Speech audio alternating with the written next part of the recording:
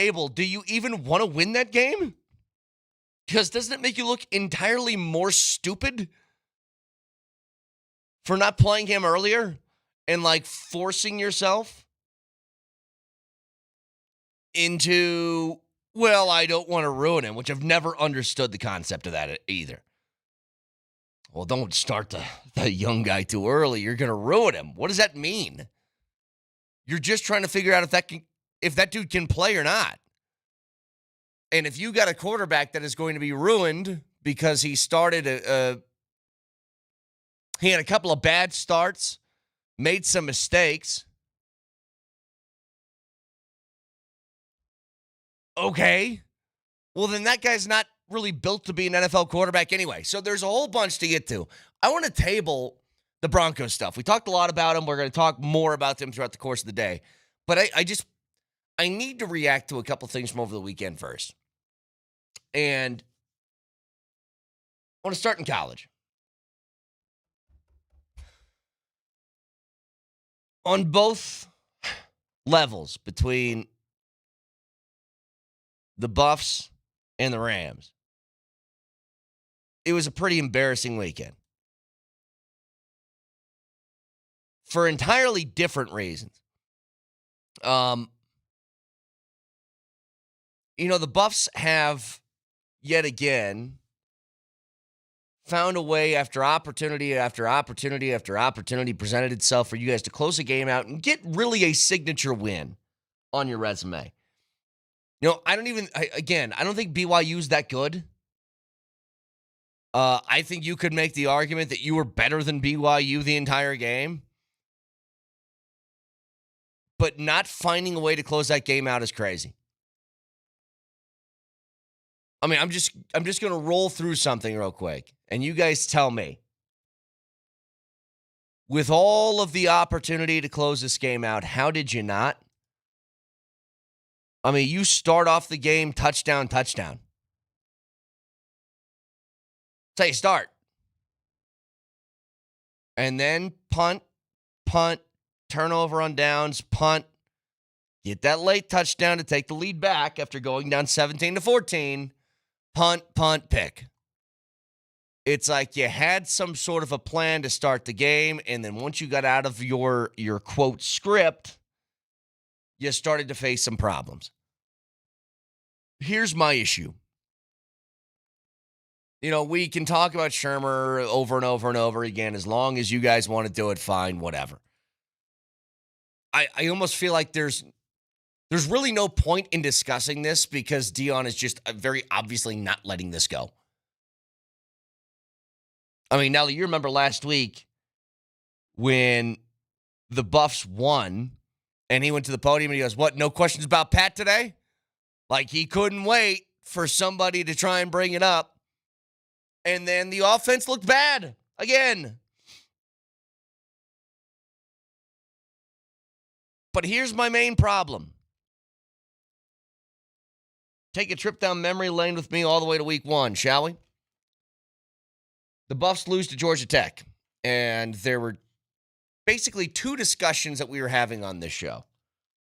I was bothered by the end of game situation because I felt like that was going to creep up again somewhere else. And Vic was very focused on you got 3 turnovers in the first quarter. I think they turned it into 3 points against Georgia Tech. So we were having like 2 different discussions. And I was very bothered, not so much by the final sequence of that game, but by the refusal to acknowledge that you did anything wrong. Because I'm like, if you're not going to admit that you should have handled things differently, that means it's probably going to look the same if that ever happens again. Do you call timeout there? So where did we find ourselves, Nelly? Do you call timeout there? You find yourself down 3. 2 timeouts in your pocket. Starting the last drive at your own 4-yard line with $1:30 left in the game. So when was the time to call timeout? I know the game ends in a pick, and a terrible one. Like Salter going full Mahomes, throw on the run, cross his body, wrong direction, like all the mistakes you can count, they were there. But when I tell you that in about a minute, you move 20 yards. That's the kind of stuff I'm talking about. That's what I don't get.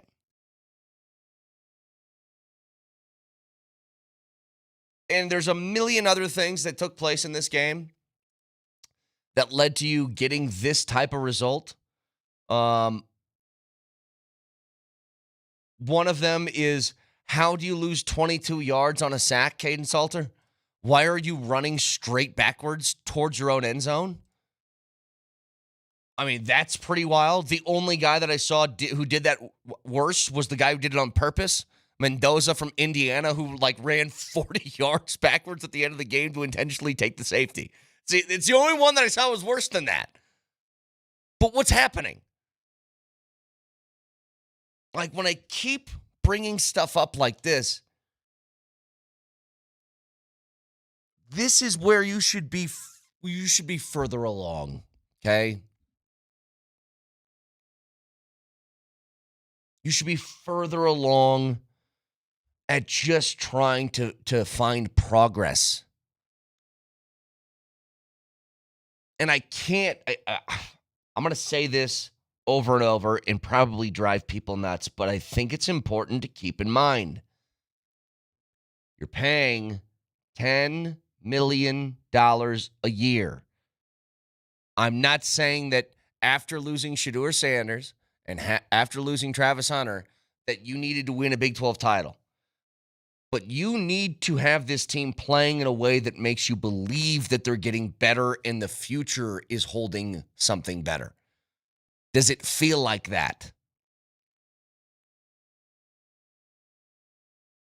Does it feel like, because now this season is, for all intents and purposes, I mean, you're sitting here 2-3, 5 games into the year, hoping and begging that maybe you can get to a bowl game. It's not coming this year. Expectations aren't coming. Can they come the year after? And what would make you believe that it is? And I think your hope now is that you put Juju Lewis in the game. You put him in and you see if he can gain some experience and momentum to carry into next year. I think that's what your hope is now. Caden Salter in the postgame said something along the lines of, what was the word that he used? It threw him off or something like that when he was benched for Ryan Staub.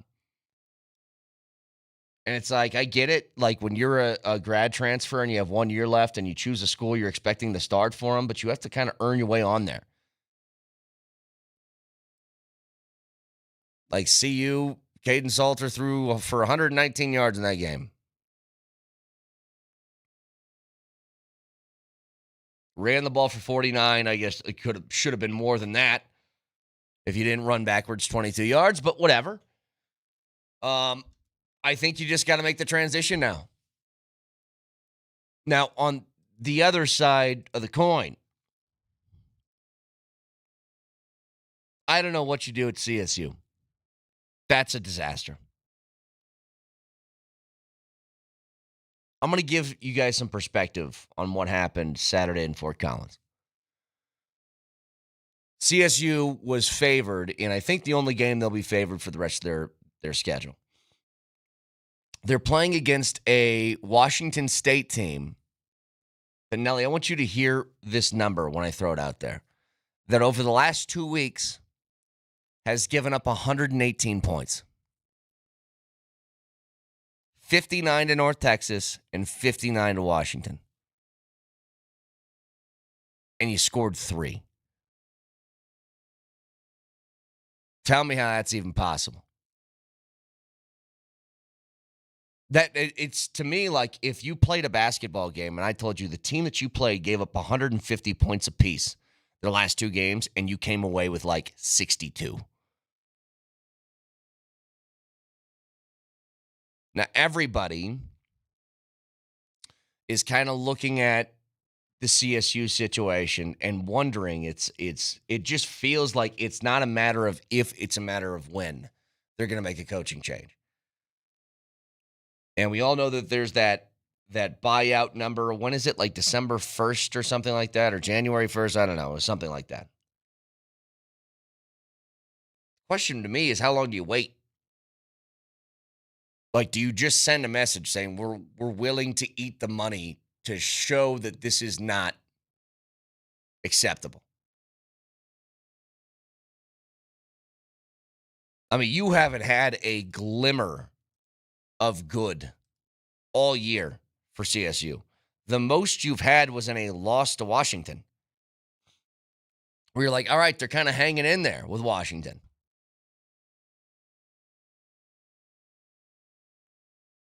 I'm telling you. It was not a fun Saturday, as I'm sure you guys are well aware. But those are two distinctly different disappointments that felt very different, but the end result was the same.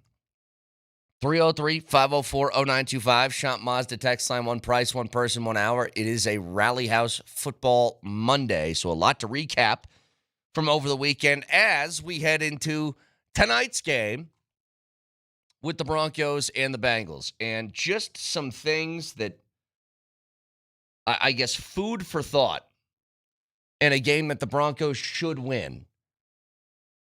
It's one of those games where I'm going to ask this: does style points matter? Because you had the disappointing finishes to the last two games, where you had the game in your hands and you kind of just let it slip through your fingertips. This game shouldn't feel that way, where it's close at the end and you're sort of white-knuckling until the clock hits zeros. But are you just in the camp of get a win and don't worry about anything else? Or does it have to look right? Because I think I'm a little bit in the latter category. If they don't win comfortably, I'm going to have, I think, the same vibe that I did after the Tennessee game, where it's like, you won, and that's great, but there's still a lot of things that need to get fixed. And now after a month into the year, you need to start seeing some steady improvement in a few different categories. So we'll get there in just a second. Again, you can get in touch with us. Shop Mazda text line, one price, one person, 1 hour. 303-504-0925. Back after this.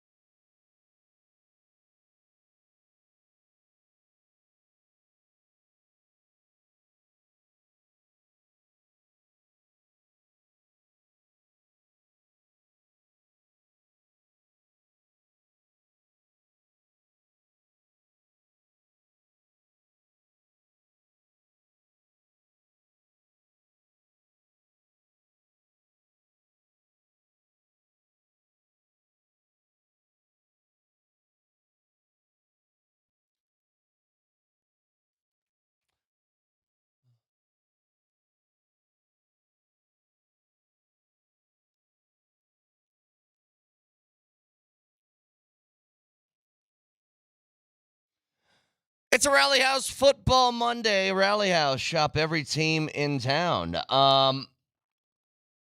We got two pretty big guests later in the show, so you want to stay tuned. We'll have Adam Schefter at 9 o'clock, as we do every Monday following the NFL weekend. Also, Emmanuel Sanders will join us at 9:30. So we'll get the former Broncos' thoughts on where the team's at right now and his thoughts on tonight's game. So yes, that's coming in 2.5 hours. So stay tuned for that. Now, does style points matter in a game like this? And I know every time you ask a question like that, the answer is always going to be no, that it's just get the win, and the win's all that matters. But there has to be, like, if you are wanting to have a competitive team, you have to see how you stack up to some other teams. And let me say this. For all the negative stuff that has been discussed over the last couple of weeks with the Broncos, an inability to finish, and Bo Nix hasn't hit the deep ball, and all these different things, you are really close to being undefeated playing against two of the better teams in football.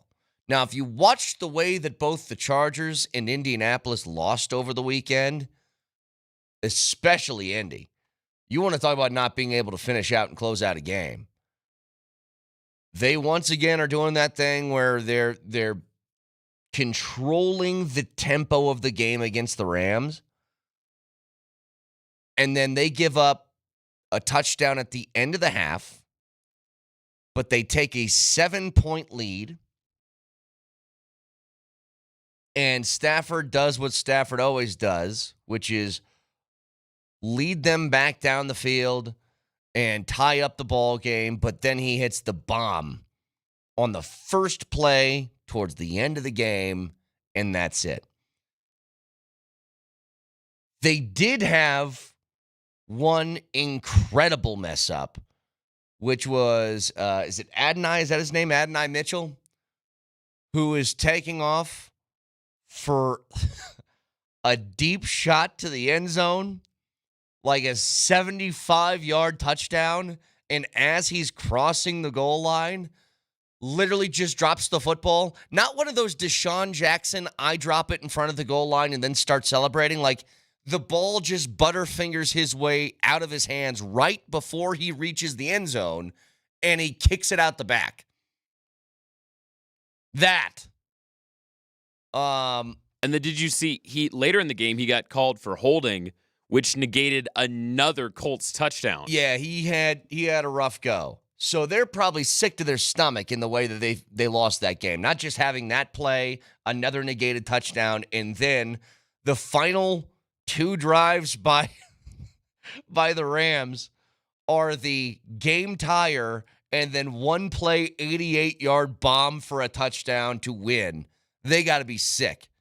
On the other hand, the Chargers are out here losing to the Giants, who started their brand new Jackson Dart rookie quarterback.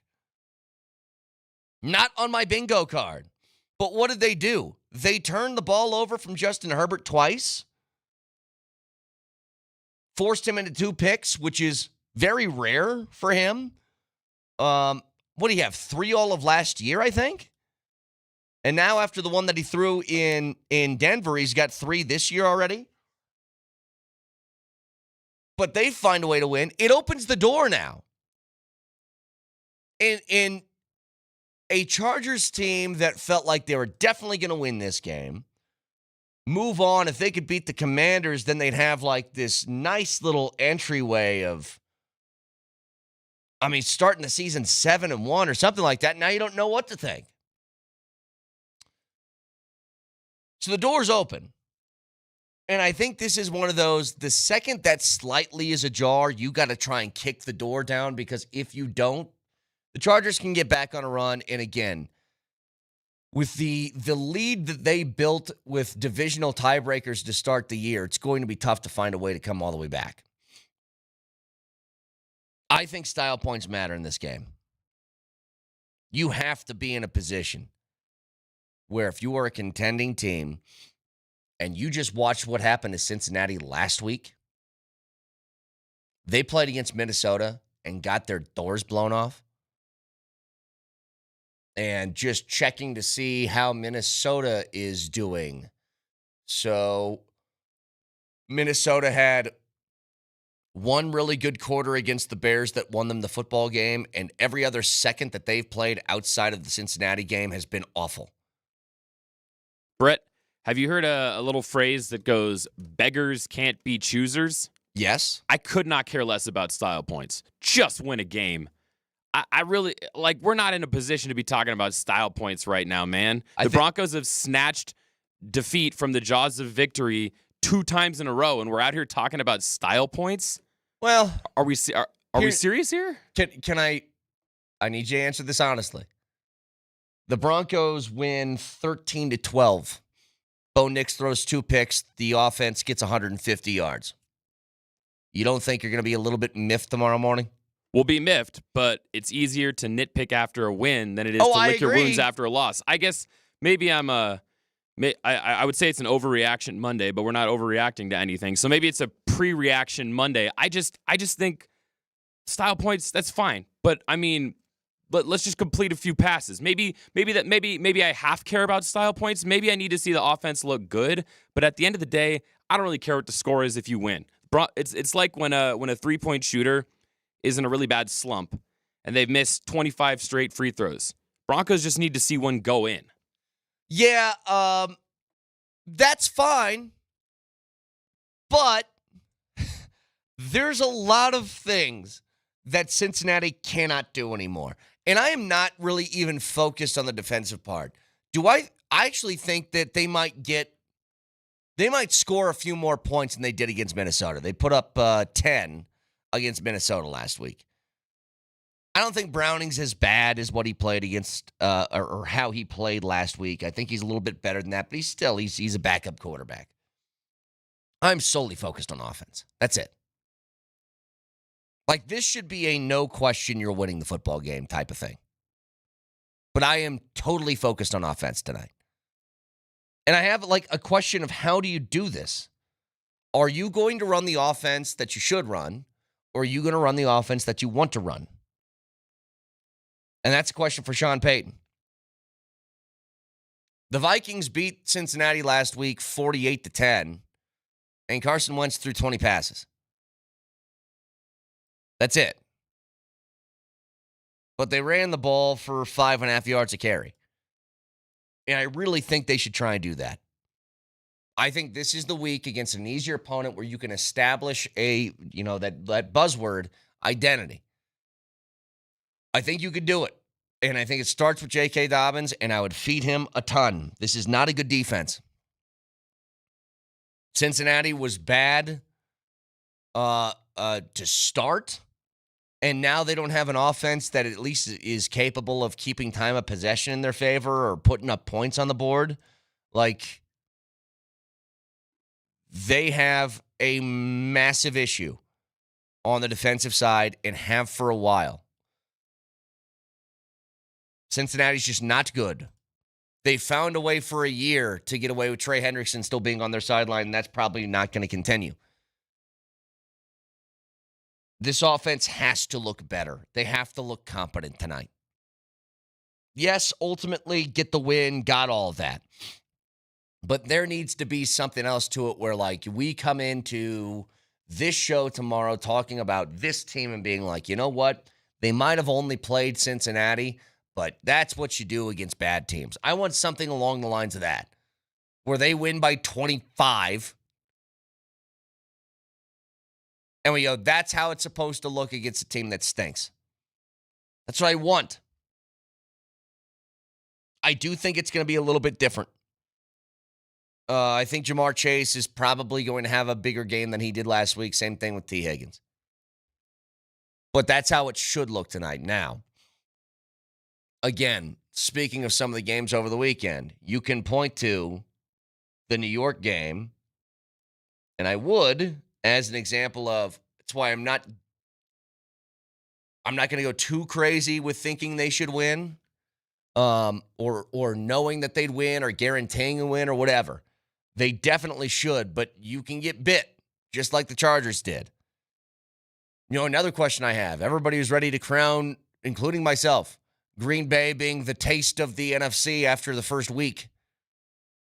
Well, now what? I mean, one thing you do know, the Cowboys' defense is terrible. The fact that they gave up 40 points is not a shock. But the fact that they allowed 40 on the other side to Dallas is shocking. I still can't believe games end in ties. I can't believe it. This is still something that we're doing here in the NFL. Just do, and I know this would mess up like gambling stuff, over-unders and fantasy football and blah, blah, blah. I honestly think it's a reason they don't do it, which is just what college does, which after, the first couple of you both get a possession, if you both score, then it's just down to, all right, 2-point conversions the rest of the way. But can you imagine that? If you got a parlay on the under and they go 8 rounds of like 2-point conversions back and forth, or you're winning your fantasy score by 2, and then you see them going back and forth 2-point conversions, I really think it's why the NFL doesn't do it. They know that a lot of their sport is dictated by their overlords in Las Vegas. Like, what is football? Football is just, it's a gambling mecca. And they know that, and I think they're doing their best to not sort of, to not sort of mess with their moneymaker. Texture says that, Texture says this. It's Monday.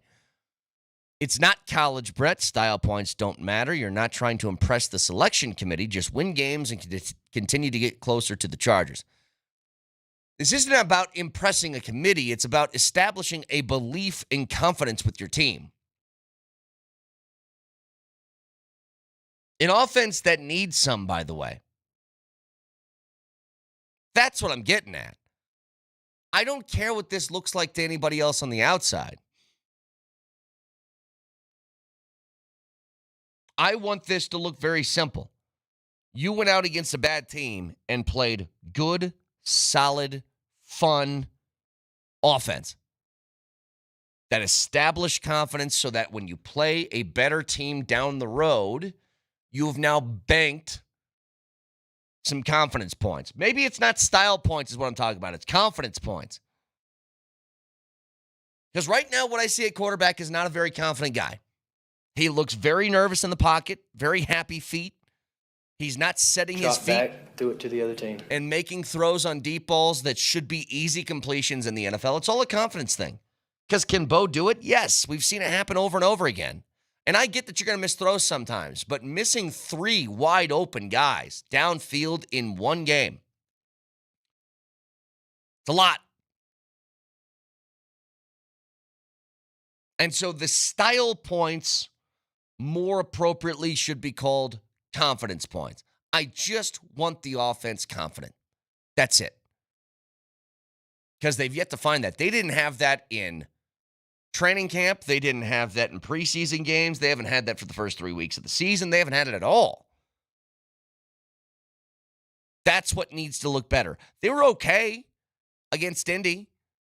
They're all right. But I'm just more concerned with your QB not looking comfortable at the moment. And playing against a team like this can help. He can get it back together. So 303-504-0925. Again, Emmanuel Sanders is going to join us at 9:30 this morning. Adam Schefter at 9 o'clock. I do want to talk about the Ryder Cup a little bit here and what the hell that performance was from the U.S. I know they made it close the final day, but that was ungodly embarrassing for the first couple. Again, I guess credit for making it close towards the end. But you're going to hear me say something, Nelly, that I don't do very often, which is I'm going to agree with Rory. You what? I'm not a Rory guy.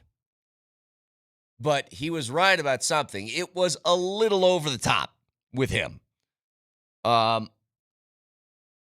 I blame the U.S. players for why Rory got so much more of a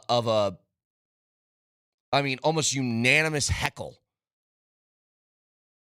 I think it's the U.S. players' fault, and I'll explain in a little bit. But it is a Rally House Football Monday. A lot to talk about and getting prepared for this Monday night game tonight. And what is going to be like, this is huge. This is a massive, massive game. You play against Cincinnati. Cincinnati is 2-1. But in the game that they lose Burrow, ever since then,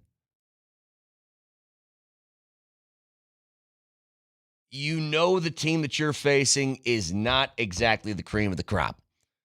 So take care of business tonight. Make sure you get back on the right track and you keep the arrow pointing in the right direction and getting back to a competitive sort of spot within the AFC West. Because the Chiefs certainly did that yesterday because they put a whooping on Baltimore in a way that I did not expect. Again, I know Baltimore's defense is bad, but you don't think that they took a little bit more out of the game with the, quote, style points I was talking about, what they did to Baltimore yesterday? Because they certainly should. That's an offense that was dying to wake up at some point, and boy, did they do it yesterday. I want the same for you. There's a lot more to discuss with that, but the sort of fake comeback that made it look close in the Ryder Cup and Rory thinking that he was being verbally assaulted. And I guess in one case, somebody threw a beer that hit his wife. Actually assaulted. I think it's the player's fault. Get to it next.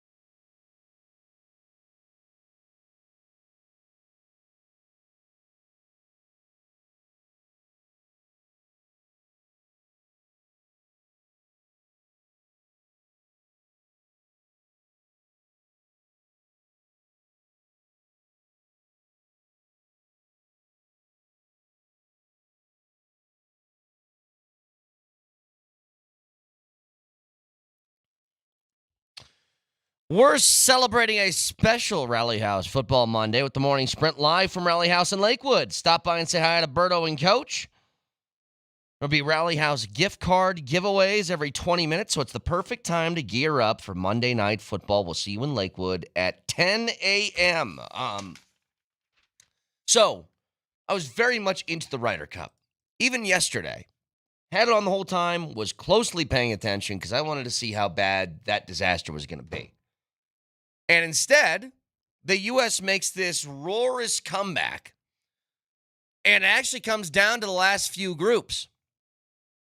The U.S. couldn't putt all weekend. Couldn't make one to save their lives. And it just makes sense that the way that you lost was because you needed a putt to keep things going. You missed. And Shane Lowry buried it right in your face. Now, I will say this. A couple of things on that front. I think it is impressive that they made it as close as they did going late into that day. But for your best players to continuously lose, like Scotty Scheffler up until that final singles match, lost 7 straight matches, I believe, over the last 2 Ryder Cups. As the number 1 player in the world is crazy. The Victor Hovland rule is insane. So these are all done by half points and full points and blah, blah, blah. So the Team Europe needed 2.5 points the final day to win. Victor Hovland's injured. He has a neck problem. He needed an MRI or something. And so he pulls out of the last day. And by the rule book, if you are injured and cannot compete, it's an automatic half point to each golfer, which is insane. I think everybody looks at that. Even the Europeans would look at it and say, if your guy can't play, then you just have to lose. That's what makes sense. Not that you give halves out to each player, because if they really wanted to play that game, Nelly, guess what? Everybody on Team Europe has food poisoning. They can't play. They automatically win now. Like, you could do that. So that makes no sense to me, one. And it would have made a huge difference because that final putt from Lowry now would have put them a half point within winning instead of taking them over the top. And then you would have had a couple of holes left. So that's one thing. The other thing was, Rory caught a lot of heat. And I'm not a Rory guy. But he got a lot of heat during this. And I actually agree with him that it did go a little bit over the top. Squeezing rubber duckies when he's addressing the ball and talking while he's addressing the ball. Like, it's still got to be some sort of rules of golf thing where you can't shout things when somebody's over the ball. And I'll tell you who I blame. There's one instance, I guess there was another camera angle where a guy didn't throw a beer at Rory or his wife or anybody. He got knocked out of his hand, I guess, whatever. It looked like it was thrown in their direction. Which can't do that. If you throw a beer at my wife, we're fighting. So, can't do it. But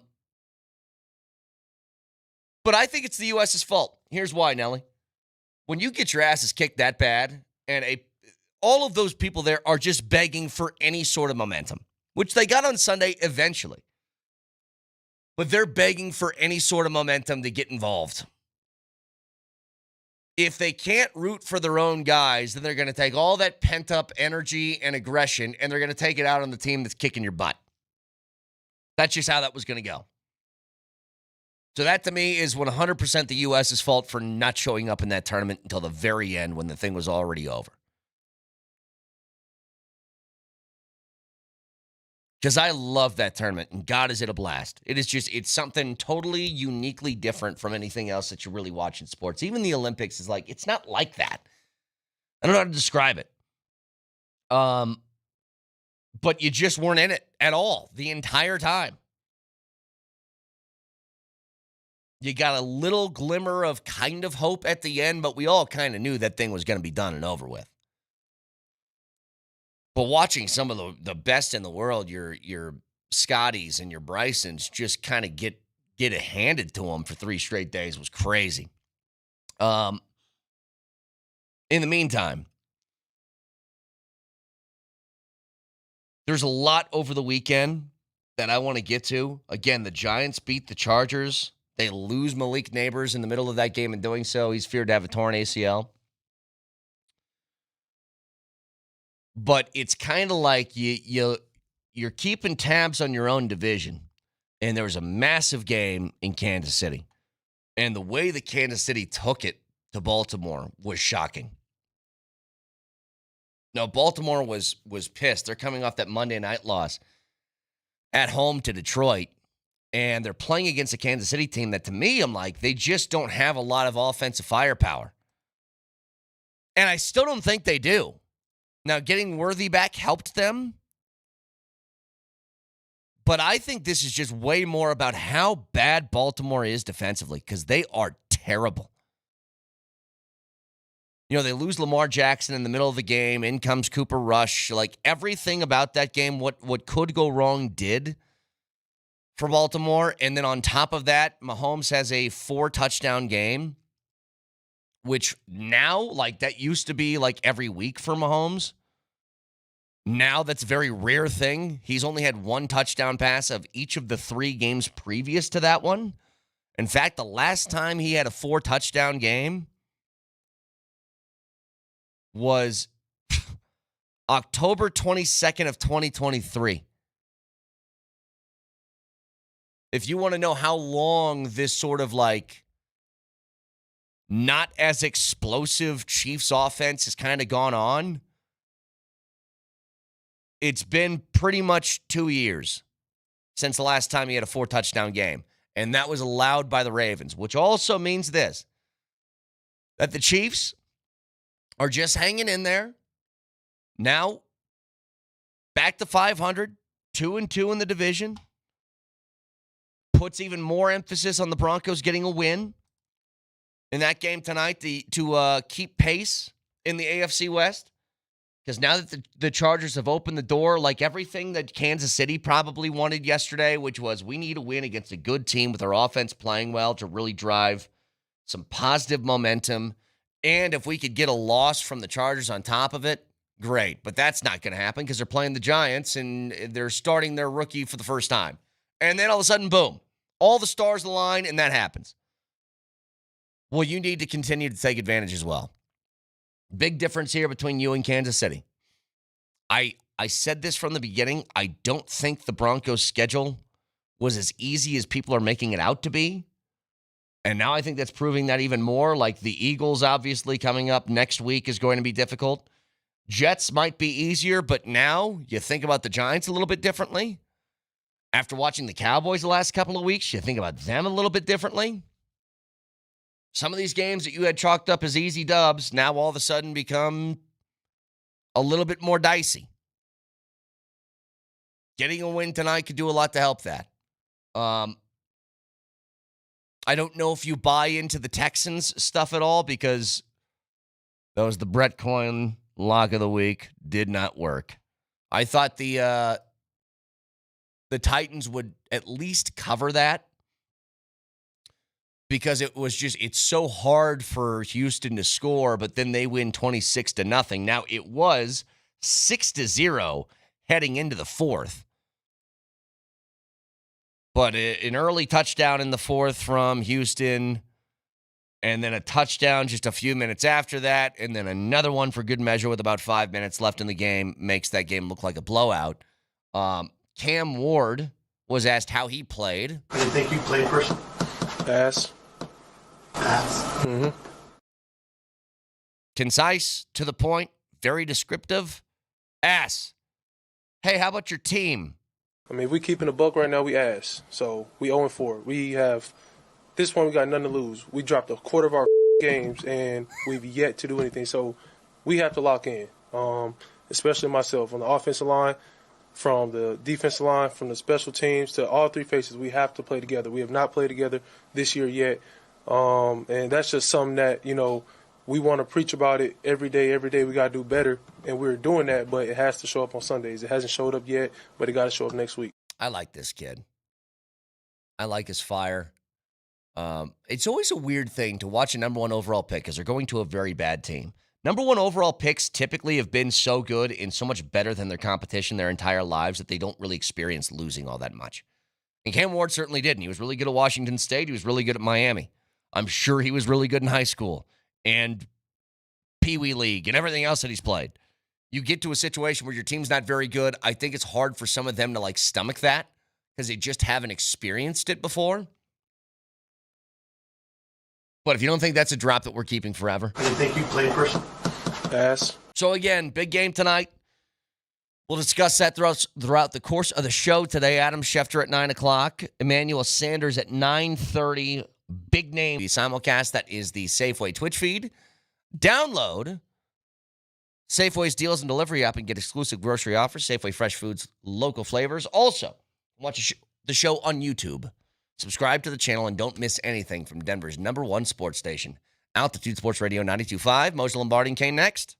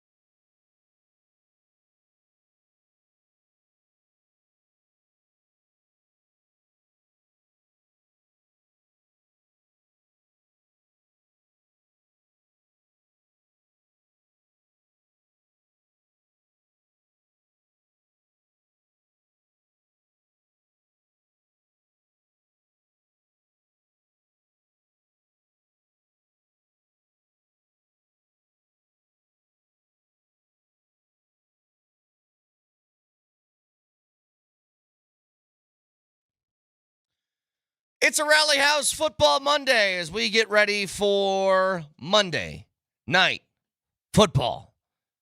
2 games tonight, but Broncos, Bengals, obviously, breaking that down as we go along today. Vic is somewhere in the vicinity of Ball Arena, inside Ball Arena for Nuggets Media Day, as you'll be talking to a whole bunch of folks today. I'm assuming, Vic?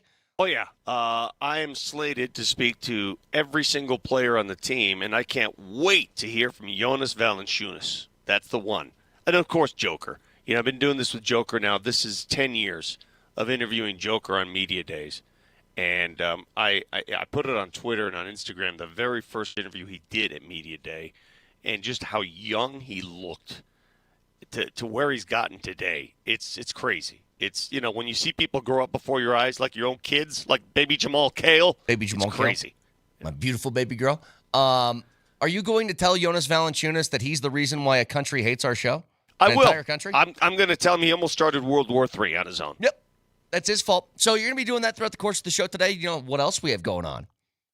Old sour-faced Moj over here. Why is Paul Ladd in the way? Moser wants to know why Paul Ladd is in the way. That was Moser's retort. That's Moser's response to the show so far. Yes. Why is Paul Ladd in the way? The opening line of Mark Moser. Why is Paul Ladd in the way? Because he's working, unlike yourself, Moj. Adam Schefter is going to join us at 9 o'clock. Emmanuel Sanders will join us at 9:30 to give us a little preview of and get his thoughts on the Broncos. So we got a lot of people on today. We got a lot of people on today. Oh, Can man. I start with the games that have happened and not the one that has yet to happen?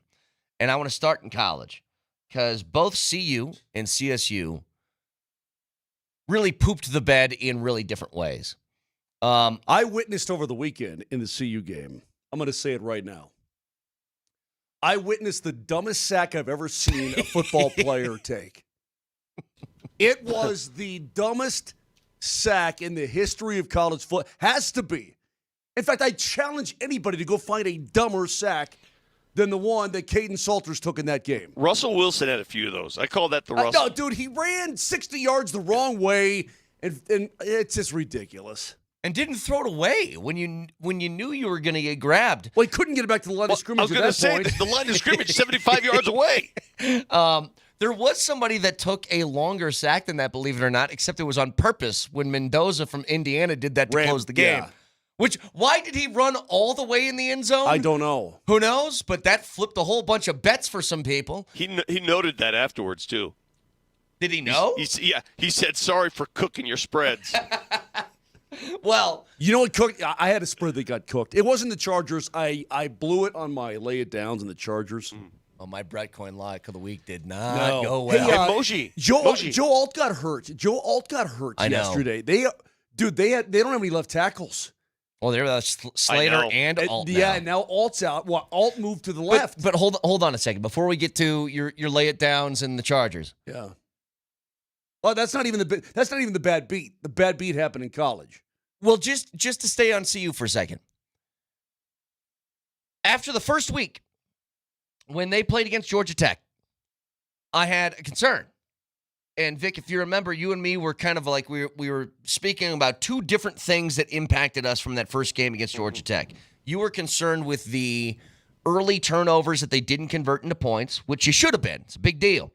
And I was concerned with late in the game how they handled it.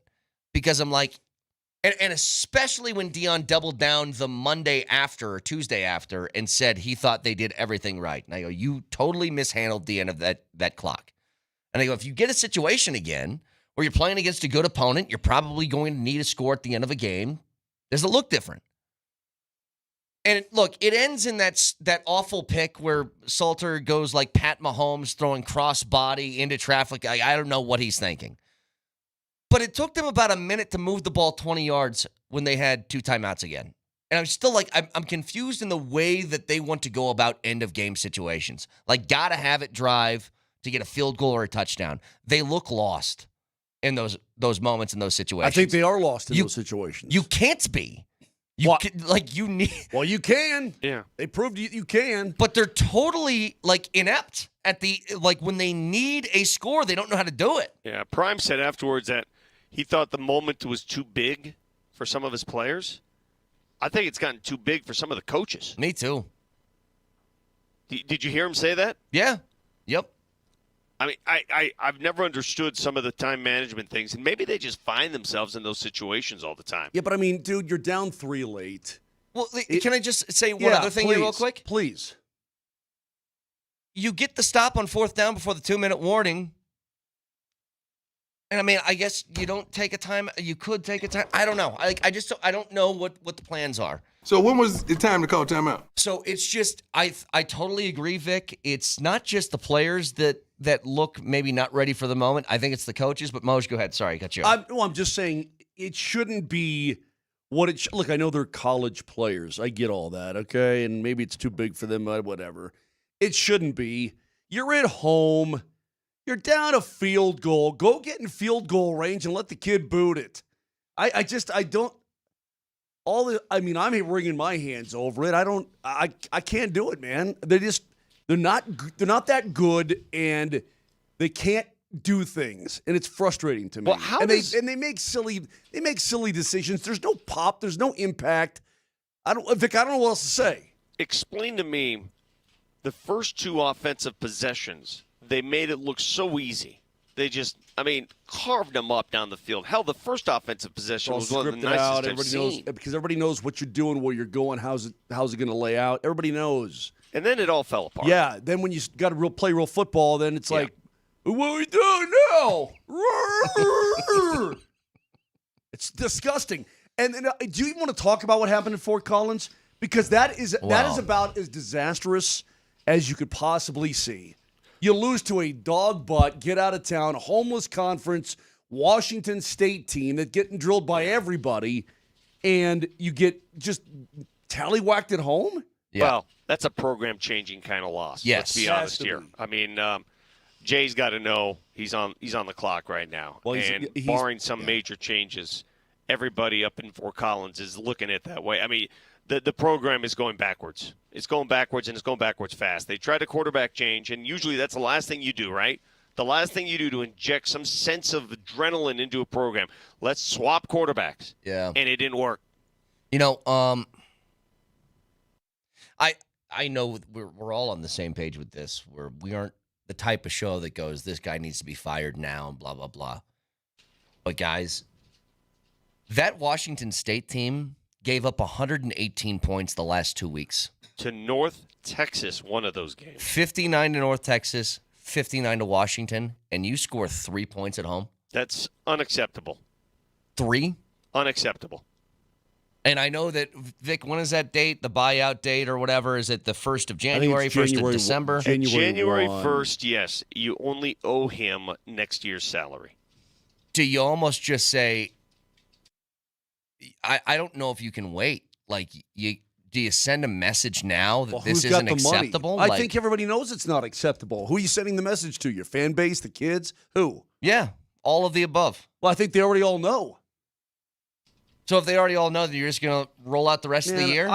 That's what I'm trying to get at here. I like Jay Norvell. I would never call for anybody's gig. I don't like to do that. You're right, Brett. On this show, we don't do that. I don't like to do that. But I think that they probably feel like he's dead man walking right now, and that's the way it's going to feel, the way it has to feel the rest of this season, unless they somehow are able to turn it around. I guess you put Fowler Nicolosi back in at quarterback, and you can't do that, can you? No, probably not. But you didn't do anything with Rousseau. You didn't do anything. I know. The whole weekend is just Vic said it right. College football in this town is really, it just frustrates the snot out of me. It's becoming that, a few years ago, college football was at an all-time low, and arrow pointed up for a couple seasons, and now it's going back down. Why did he run backwards so far? Why go sideways, man? Go sideways, man. The man? You get tired running all that way, and you got 5 guys who are running after you. One of them is not going to get tired, but you are. Hey, can I? Why are you running towards your own goal line? Can I get something off my chest before we proceed on this show? Yeah. And it's very important to me because I think anybody who understands how sports works and the effect sports has on all of us will appreciate this. Can someone please tell me how, in the year 2025, we still have ties in American sports? Hate it. I was talking about this earlier. It was How is there a tie? A really fun game to watch if you don't like defense. I think I have the answer. I think. Can I ask one more question though on that? So 2 things. That's un-American as all get out, having a tie to end a National Football League game. The other rule that makes zero sense to me in the Ryder Cup golf, if it does end in a tie, the previous winner retains the cup. What the hell is that? Or how about if you're... Is this field day? Retains the cup. How about you just go to a chip-off? How about you go to a long drive contest? How about you play extra holes? Long drive contest. How about you have the damn captain suit up and go and play? I mean, there's so many ways to solve that. But you mean to tell me that the tie goes to the previous winner? Hey, there's only one tie goes to, and that's tie goes to a runner in baseball. There are no other ties that we should see in competitive sports. It's actually not a rule. There's no such thing as tie goes to the runner in baseball. The ball beat it or the guy beat it. That's the decision you have to make. A lot of people don't know that. Learned something today. Okay, first of all, to the Ryder Cup stuff, I can't believe you went that route and not, if your guy cannot play due to injury, then it's an automatic have. Well, that's stupid too. No, That's you just stupid, too. lose. If your guy can't show up, then you lose. Yes. Can I admit something, Yes. Vic? But Let at me least admit it. neither player gets a half point because that half point accrued for Europe is more valuable than at the U.S. at that point. Vic, I'm going to be honest. I've watched Ryder Cup after Ryder Cup after Ryder Cup. I didn't know that rule existed because I've never seen anybody making not play. a lot of noise behind. Table the Ryder Cup stuff for a second because I want to go back to your tie from last night in the Packers-Cowboys game.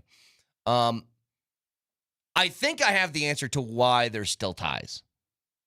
Because I don't know if the NFL knows how to circumvent this. If they go to like a college thing, so college is it they each get 1 or 2 cracks at it? If they're still tied, then they go to 2-point conversions, right? If the NFL does that, then that messes with spreads. It messes with fantasy stuff. And I don't know, with the amount of money that people throw down gambling-wise, if they want to tilt the carts that much by throwing that many extra points on the board. So you're saying it messes with the over-unders? Yeah, I really think they don't know how to deal with the gambling part of it. Yeah, I'm pretty sure that game hit the over last night. I'm pretty sure. But Moj, unless it was 80.5. If it's 17-17 and then there's an extra 20 points scored off of 2-point conversions, that really skews the numbers here. College football's not worried about that then? Yeah, I was going to say, what, you don't think college football has betting? More so. I mean, are you kidding me? Yeah. So the college football people are like, screw it. No, I don't think that's the case. They don't have fantasy sports, though. By the way, did you check your fantasy score last night, Mosh? Yeah. Who you playing? You. How's it going for you? Vic is absolutely killing me. And let me tell you why. I have 3 players. He had three guys get off like ain't nobody ever got off before. Josh Jacobs. This is a really bad day for Moj, okay? This is a bad day from top to bottom for me, man. I don't know what to say. No, but I think it's less about the gambling and more about fantasy sports because everybody plays fantasy sports. Well, Vic does now, and he had Imagine 3 guys. this, Vic. Imagine those guys all had that great day, and Moj had a miserable day, but one guy got 5 2-point conversions in an overtime, and then that beat you. I had 3 Josh players. Jacobs get 30 points. Josh Jacobs, 30 points. George Pickens. Puka Nacua, 30 points. And George Pickens, he'll never in his life have a day like that ever again, ever. Big day. And he had 3 guys have lifetime games against me. Dobbs. I had Dobbs last night. Yeah. Dobbs had 3 touchdowns, too. Come on, man. Yeah. The Dobbs went insane. It was a skull-crushing He had night. 27 points. Yeah, I was feeling good about myself, man. I'm sitting at about 100 points. I'm feeling good. Although Derrick Henry is not doing jack for me. You want Henry? You want to trade? I will trade you Derrick Henry today.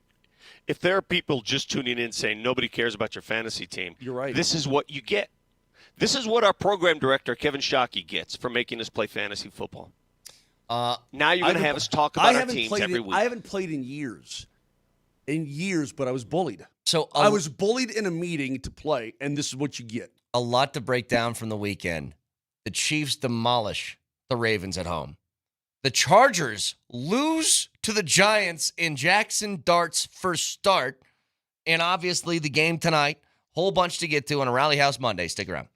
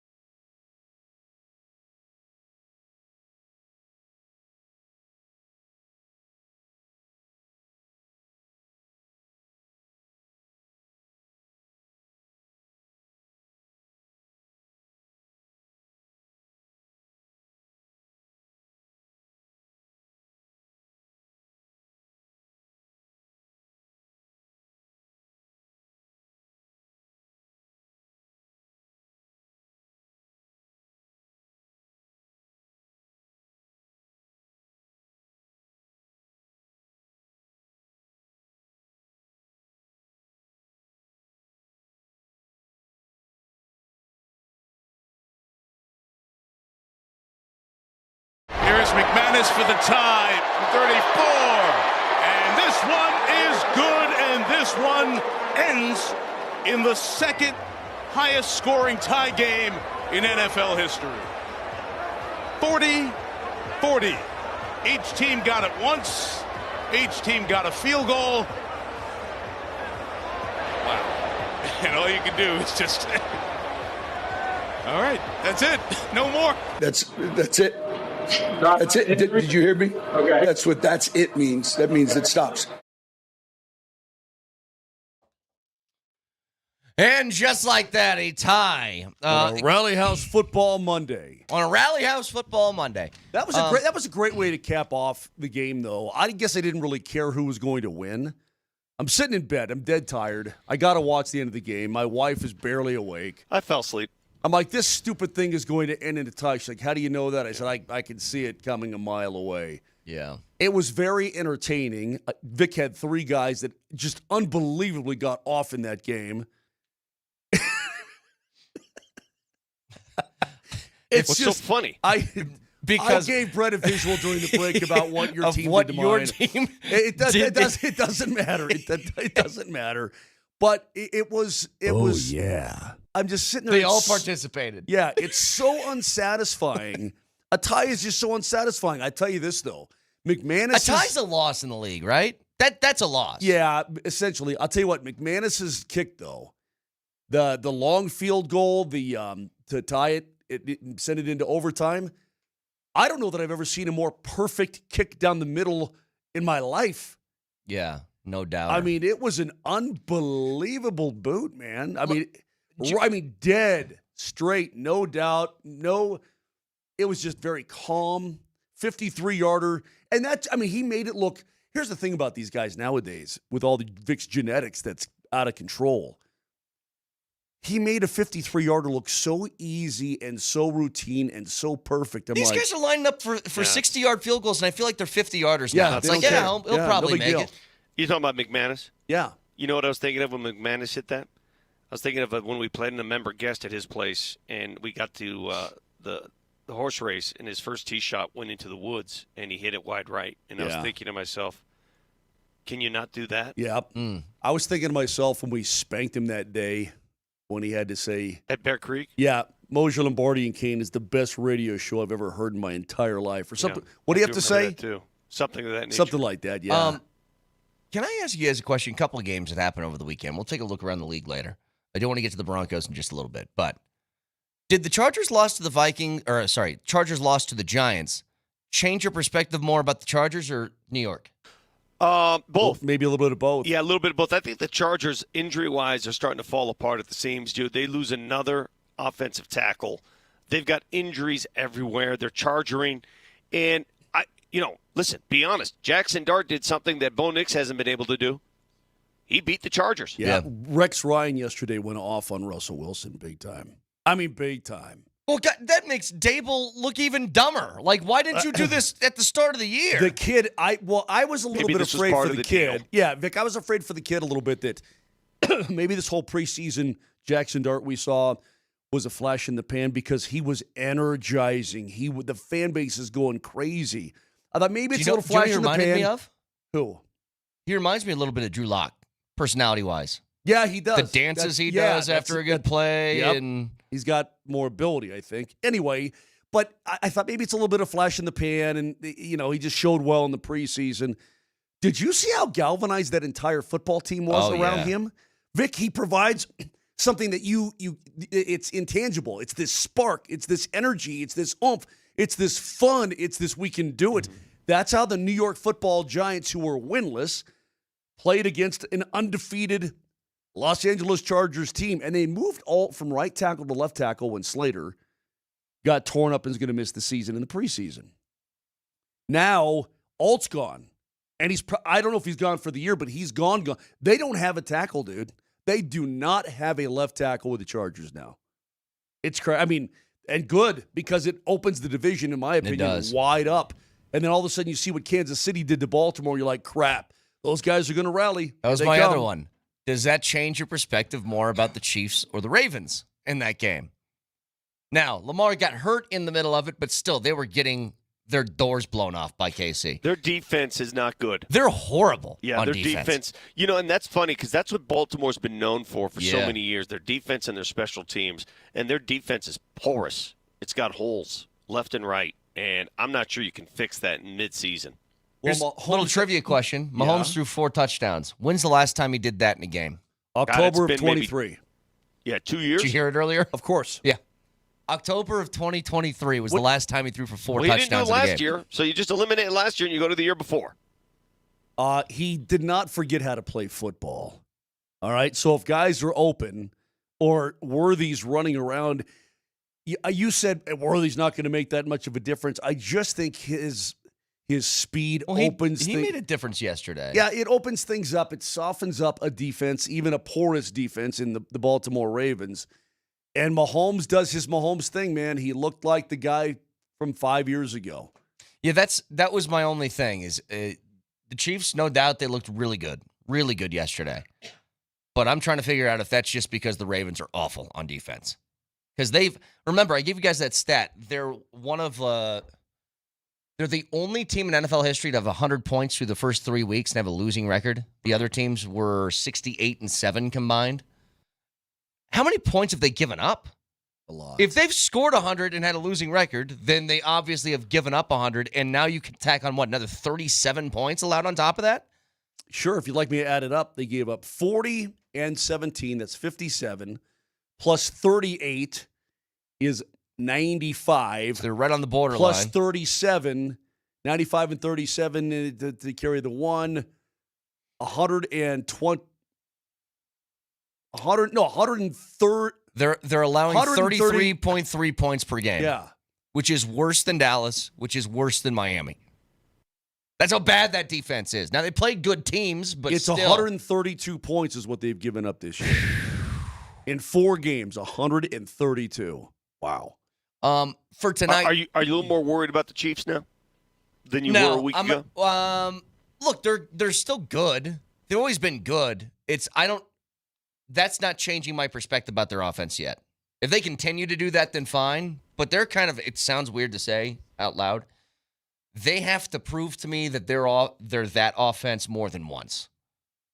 Because I've got about a year and a half's worth of them not being that kind of offense.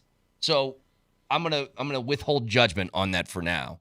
Patrick Mahomes targeted 9 different guys yesterday. 9. That's what he does. That is what he does. 9. To the game tonight. Excuse me. Do style points matter?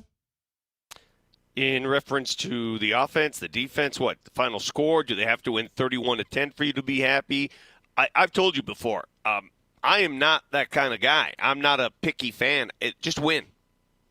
Just to win the game. Well, we are picky because we were pretty picky after the Titans win.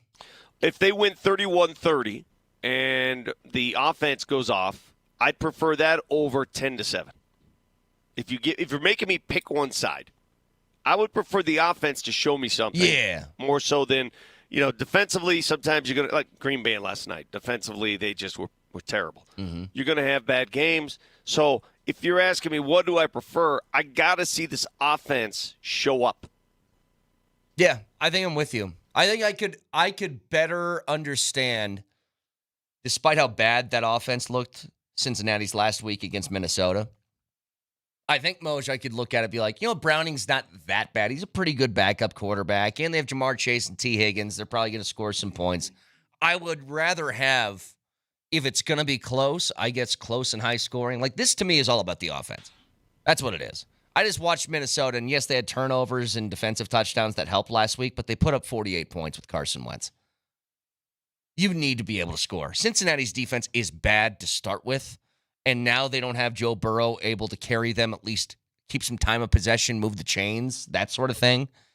If the offense struggles again this week, I'm going to be really nervous because I don't know what's going to change. After a month, you got a lot of time to work out the kinks and figure stuff out.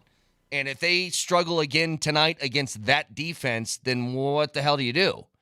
Well, because they're definitely going to struggle next weekend.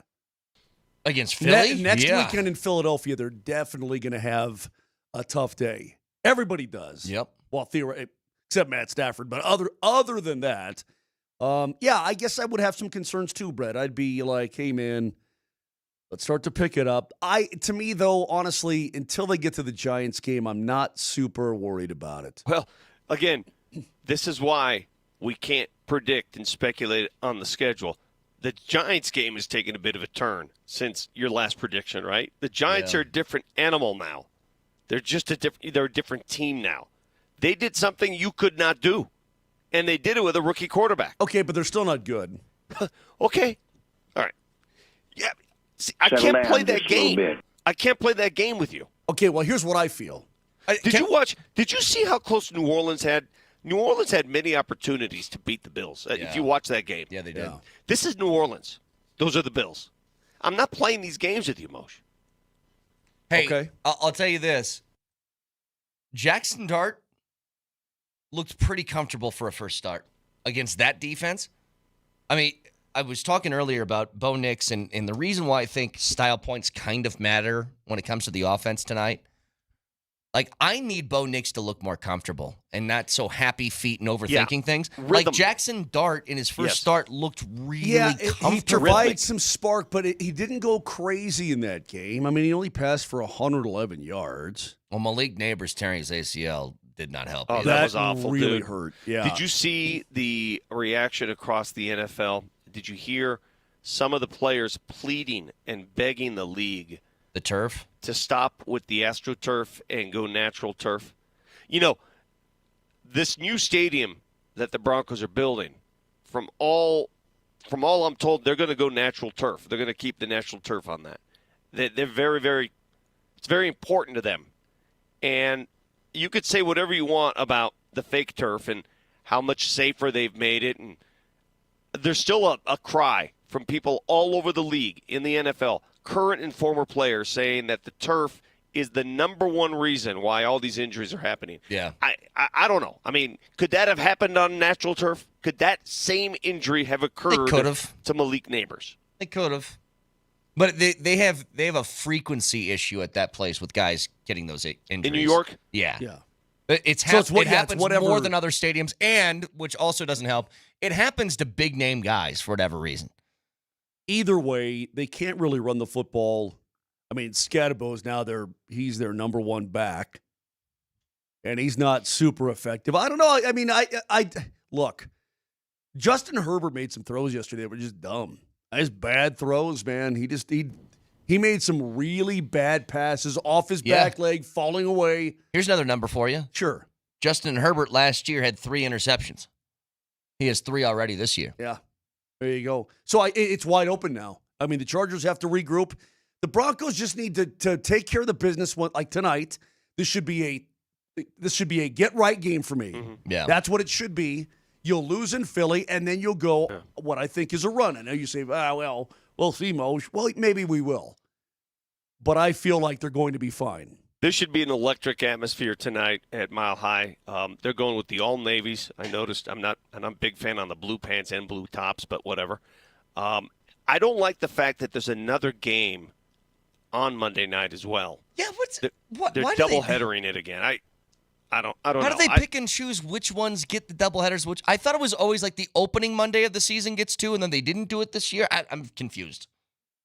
I don't know why, but the Jets and Dolphins go tonight. Now they go an hour earlier. It's not like you get to watch one and then the other. They're only separated by an hour, so one is going to bleed into the other. And you know, I never liked it. I don't understand. Do they have too many games on Sundays? Does ABC, ESPN, Disney own? Do they want theirs? Maybe they're looking for theirs because one's going to be on ESPN. The Broncos is going to be on ABC. Yeah, I don't know why they're doing that either. And maybe that was their cover. They were like, all right, in case one game is bad, we're going to put Jets Dolphins on. Then we need a good game to back it up. And they just didn't know that Burrow was going to be out. Maybe that was the problem. I have no idea. No, I think it's just the television network getting theirs. I think it's Disney. They said, we paid a lot of money. We want another game. And it's just a revenue ad for them. That's all it is. It's Rally House Football Monday, and keep this in mind that today it's a special Rally House Football Monday with the Morning Sprint. They're going to be live from Rally House in Lakewood. Stop by and say hi to Berto and Coach. There will be Rally House gift card giveaways every 20 minutes, so it's the perfect time to gear up for Monday Night Football. We'll see you in Lakewood at 10 a.m. You want to get into tonight? You mean you really want to get into it? It's funny to me because I'm looking at tickets, right? You got 2 0-3 teams in that first Monday night game. This is like that little ad that you see at the score box. If you want to go to Hard Rock Stadium in Miami, you can get in for $40.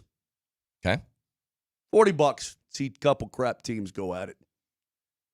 Now, if you want to get into Mile High, you better be prepared to come with at least $150 or more. Yeah. I mean, I think it just shows you it's a big deal tonight for the Denver Broncos. They need to win this football game. If they don't win, you're going to have, like, the amount of panic in this town is just going to be overwhelming. See, I think the Broncos, Vic, are going to wax the Bengals tonight. I hope so, but I'll take a win over a wax. Agreed. I don't care what the score is. Agreed, but I think they will. However, should they lose this game, tomorrow morning, I'm going to be in full panic. Well, who started that movie, Panic Room? Jodie Foster. Jodie Foster and a kid, right? What's Dakota the guy's Fanning? name? The dude with the eye. Forrest Whitaker. He's great. Dude with the eye. Yeah, he's got an eye that kind of goes like this. Yeah. I'll be in full panic room. Okay, I'll be hitting all the buttons I'll be panicking big time. Forrest Whitaker has a very good panicked face constantly. He does. So if the Broncos lose, I'm going to be Forrest Whitaker tomorrow. I'm just going to have that, like, he always looks like his family just got kidnapped. Hey, I know it's a... What was his first role? Forrest Whitaker? Yes, first role. Didn't he play something on Remember the Titans? It was before that. I don't know. He played Charles Jefferson. That was his character's name. From the Jeffersons? No, he was in Fast Times at Ridgemont High. He was the stud football player. Where Spicoli and his little brother, they steal the car, right? Great. And he said, That's awesome. Remember they crashed the car, and he goes, hey, my old man is a television repairman. He's got the ultimate set of tools. I can fix it. All right, that's sweet. Oh, my God, he's still going. He's still going. We're going to have Nuggets players come through this room here starting in about 30 minutes, maybe sooner. Now, a lot of these guys, obviously, we can hear from them at some point. We don't need to hear from them on a football Monday. But you guys tell me, when do you want me to alert you? Because Jesse's here. We can have a camera on these guys, and we can sort of listen in on what they have to say. And maybe I can even have you guys interject a question. Jonas has to be on your list, right? Jonas Valanciunas, just to see and hear what he talks, how he talks, what he has to say. Jonas and Joker, are those the two? Anybody else? Can you ask AG if I can be the voice of one of his cologne commercials? Yeah, those days are over. What do you mean? Yeah. Why are they over? Well, you know what I can do is I could pop a couple headsets on him and have him hear your cologne commercial. Well, hey, listen. You can audition. Oh my God. Hey, I am very, very much interested in what Cam Johnson has to say about becoming a Denver Nugget. Have we even heard from him yet since the deal went down? Yes, he had a press conference. We haven't heard from him on this show, but yeah, that's what I'm saying on this show. Yeah, he's also a Bengals fan. Is he a Bengals fan? Oh, wow. Oh, who is? Is Cam he Johnson, really? yeah. Cincinnati? Mm-hmm. Oh, that's a great. I'll ask him about that tonight. The Jacksonville Bengals, Vic. What other Bengals are there on the planet besides the Cincinnati Bengals? That's a good question, actually. Different Bengals out there. Wait, you find me another Bengals anywhere. I know there are other Bengals mascots out there. There are not. There are Tigers, sure. There are no Bengals in college football. There's no Bengals in cricket. There's no Bengals in soccer. I guarantee there are other teams that are attached to the mascot and the name Bengals. They exist. I got to be honest, Vic. I said teams with Bengals in their name, and I'm just seeing Cincinnati. You mean to tell me there's only one team in the world? I don't know. One team in the world that has the looking. name Bengals affixed to it. There's got to be a college, doesn't it? No. There has to be a cricket team in India, Pakistan. Right, there's got to be. Idaho State, the Idaho State Bengals. Oh, that's right. It is Idaho State. Wait, Hell, who I've are the done football Vandals? games Is that there. just The Idaho? Vandals, That's Idaho. Yeah. And then there's also the Buffalo State Bengals in Wait, Division 3. No. You stop pronouncing. Stop Are with you that. saying Bengals like walk like He's an saying Egyptian? Bengals, like him and Brett. Maybe it's a generational thing. You guys fix your mouth. What am I supposed to say? Bengals? The Fix Bengals? your mouth. Bang. It's like when I say Jaguars. It's like I'm not Jaguar. I'm not. Hey, I almost cursed. You're I'm not banging. English. No, okay? you're banging. You're not banging. You're banging. Bang. Hey, Bengals. bang over and I'll show you. Okay. Last I checked, this is America. You know what's so and so I sad? can mispronounce words if I feel like it. You know what's because so it's my God-given right. It's in the Constitution, actually. Couple things. What's so sad is I've been to Pocatello on multiple occasions. I've done football games. Pocatello. It's Pocatello. I've done football games in Pocatello. Okay. Do you know? And Pico yeah, de Gallo? that's Is the that only what of the you said? Bengals. Do you know who their head coach is? The Idaho State head coach. I know we gotta go. Yeah. Ready for this? Watch Vic's mind get Forrest blown. Whitaker. I know. Cody Hawkins. I know this. Yeah. Cody Hawkins. Yeah, I know this. Wow.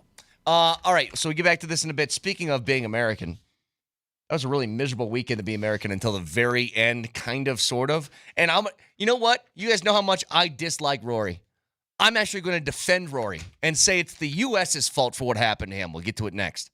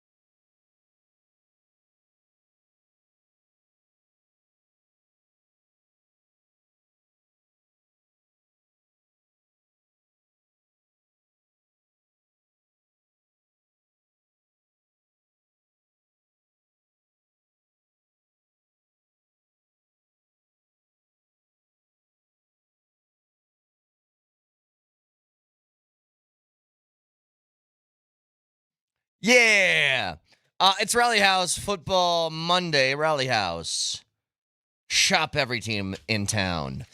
Get back to the Broncos in a second. Adam Schefter at 9 o'clock. We have Emmanuel Sanders that will join us at 9:30. Vic is going to be in and out talking to Nuggets players all day today because it is Nuggets Media Day. Now, most just quickly, the Ryder Cup was terrible, embarrassing. I hated it, all of it. And to the U.S.'s credit, they made it kind of interesting at the end on Sunday, but it was too little too late. Now, well, can we give credit? Let me give credit to Team Europe.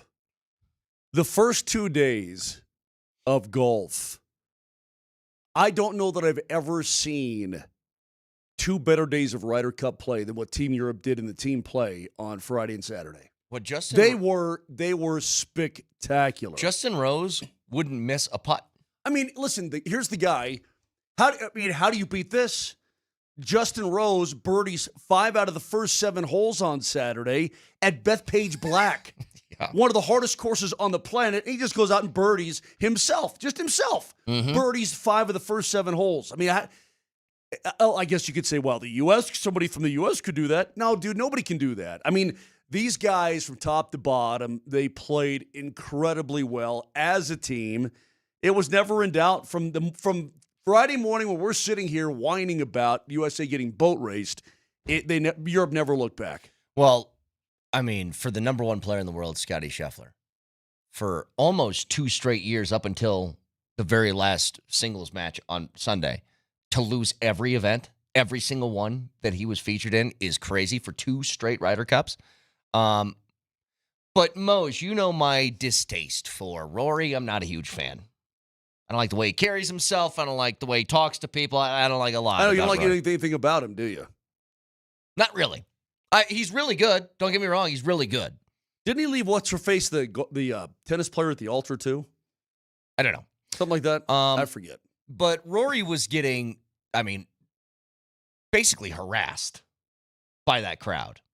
And it was kind of embarrassing. Yeah, it was pretty embarrassing. I even was like, all right, this is over the top. Like, the guy's lined up over the ball. Shut up. Okay, and let him shoot. And I don't mind when a golfer turns around and goes, shut the blank up. Oh, I don't mind that. I was totally fine with it. Now, the beer thing with his wife, there's another camera angle that looks like somebody hit it out of the other guy's hands. Either way, if any beer is coming near my wife's head, then I'm probably hooking on somebody. But can I put some blame out there? Because, yes, it's the fans for being over the top towards Rory. But, Moj, I'm going to blame the U.S., and here's why. That crowd was waiting for basically 2.5 straight days to have some glimmer of life within anything resembling golf for the U.S. side during that tournament, and they got nothing.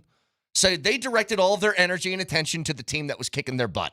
And they're like, if I can't shout for my team, then I guess I'm going to yell at the guys that are my opponent. And I think that's where that all stems from. Rory got it the worst because the U.S. was getting their asses kicked. That's why. And it's not right. It's not right. I didn't like it. I thought it was way over the top. This is me defending Rory. But it's the U.S. players' fault for being so bad. Also, you put the Ryder Cup in New York.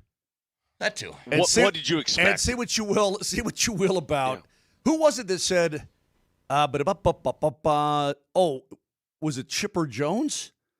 Yeah, said, Chipper Jones got in trouble with New York fans. Yeah, and he said, I never, in 20 years, I never allowed my family to ever go to a game in New York. Well, and here's the thing. It's no excuse, Vic, but there can be boorish behavior in New York and on Long Island, especially if, guys are hammered and they're hitting it early, 7 a.m. New York time. I mean, it can, it can boil over, I suppose. I had a text exchange with my buddy, you know who he is, who handles security for the PGA Tour. Forrest Whitaker. I'm just going to keep saying that. That is correct. Forrest Whitaker is the answer to everything. And he was there for this whole exchange. He was there for everything. In fact, he was pretty much overloaded with situations that occurred. I'm sure he was. He said, in his words, it was, from a security perspective, a fan perspective, the worst situation he's ever been in. Wow. The New York fans, quote, are complete blank. It crossed way over the lines. It was ridiculous. Yeah. It I'm sure it was inhumane at times. And I could have told you that. Listen, there are a lot of, and I'm not even going to say New Yorkers. I'll just say East Coasters. A lot of you moved here, so a lot of you live among us. You guys take pride in that. I know you do. You take pride in being abrasive. You take pride in being obnoxious. You take pride in saying, speak in your mind. Don't be soft. We're hard. Well, in golf and in that setting, there's a line that was crossed, and it was crossed many times. When guys started hearing about family members, as Rory did, and that was the part, as it was described to me, it wasn't, hey, we hate you, Europeans. That's fine. It was the personal stuff said about family members that crossed the line. And at that point, I'm not lying to you. At that point, I wanted Europe to win. Well, at that didn't point. want that. Oh, I did. But I did. If you're going to be complete jerks about it. Now, was I excited when the U.S. came back and almost did it yesterday? Great. They didn't almost did it. It was never in doubt. They won a bunch of matches. Are you blind? Are you watching? What do you mean it never in doubt? Are you kidding me? If Henley hits if that Lowry putt. If Lowry misses that putt, dude, it changes everything. But he didn't. Okay, but to say never in doubt is dumb. But he didn't. If I had told you. If Kirk Gibson doesn't hit a home run in the 88 World Series. No, but if the Lowry thing doesn't happen, I forget who was afterwards, they had a lead, and then it was 2 left with both of those tied. Like, you had a shot. If I told you that on day 3 that Team Europe would win 1 match on day 3 out of 12, 1, you would have said that the U.S. ran away with this thing and humbled and humiliated the Euro team at Bethpage. You would have never dreamed that Europe walks away with a win. That's how crazy it was yesterday. However, the entire event, man, the way the U.S. fans operated, it left a blemish to me. And not a fan. Yeah. Not a fan. I don't think, put it this way, I think you should punish that region. You should never get a Ryder Cup again. You're laughing. I'm not laughing. Well, guess what? That's fine with this me. isn't funny to me. Fine. Okay. Guess what? If nothing else, don't go to that region again because you guys can't putt there. That was the most annoying thing. Well, Watching the other Europeans hit every single putt, and you couldn't hit a single one. That's the other part. The way they set up the golf course actually played right into Europeans' hands. They didn't set it up properly. They didn't set it up for the shot-making talents and skills that the U.S. possesses. They set it up for length. The home captain has the right to set up the course the way they want to. Because Keegan, I heard him talking about this. I didn't know what he was talking about. They cut the rough down, but they went for length, okay? It didn't matter. I mean, the Euros bombed it anyway, too. That last... Anyway, we got to get to a break. That last drive from Bryson when he was on 1, it was the best drive of the entire weekend, and he lost. He's 10 feet off the green, and he lost the hole still. Moj, we've been to games together where you hear people have fun and they yell at players, and, we cat calls are fun. If you're standing at Bethpage, if you're watching that golf course, and you hear a guy next to you, usually a young bro, right, a New York drunk, just a New York obnoxious drunk, and they start making personal remarks about Rory and his family, and you're right next to them. You're right next to them. Yeah, Do you say anything? Yeah, I would say something. What would you say? I'd say, hey, man, cut it out, bro. Don't cross a line. Yeah. The problem is they're all the same. Or take it someplace else, and then I'm probably going to get jumped by him and his bros. Yeah. Last thing I'll say. You put a tournament in New York, this is what you get. Last thing I'll say. And by the way, Moser's going to be yelling for Forrest Whitaker to come back. Yeah, where's Forrest? Help! They've got the Ryder Cup laid out for the next 12 years. It's not going back to New York. It's going to be in Minnesota. It's going to be in San Francisco at the Olympic Club. It's going to be in Bethesda at Congressional. But they tried to get a rally going on Saturday morning. It was embarrassing. It was embarrassing. I was embarrassed to be an American. They were the biggest bunch of lamos on the planet. They couldn't get in sync. They were just dorks. It was awful. It looked like the Texas A&M guys. Yeah. Like whatever those guys are, those weirdos that do that thing. Anyway, as soon as I saw that, I'm like, we're done. Got to get to a break here. Again, Adam Schefter at 9 o'clock. Emmanuel Sanders at 9:30. Vic's going to be bouncing around talking to some Nuggets throughout the course of the show today. But game tonight. Do you want to run the offense that you should run, or the one that you want to run? That's the question for Sean Payton tonight. We'll get to it next.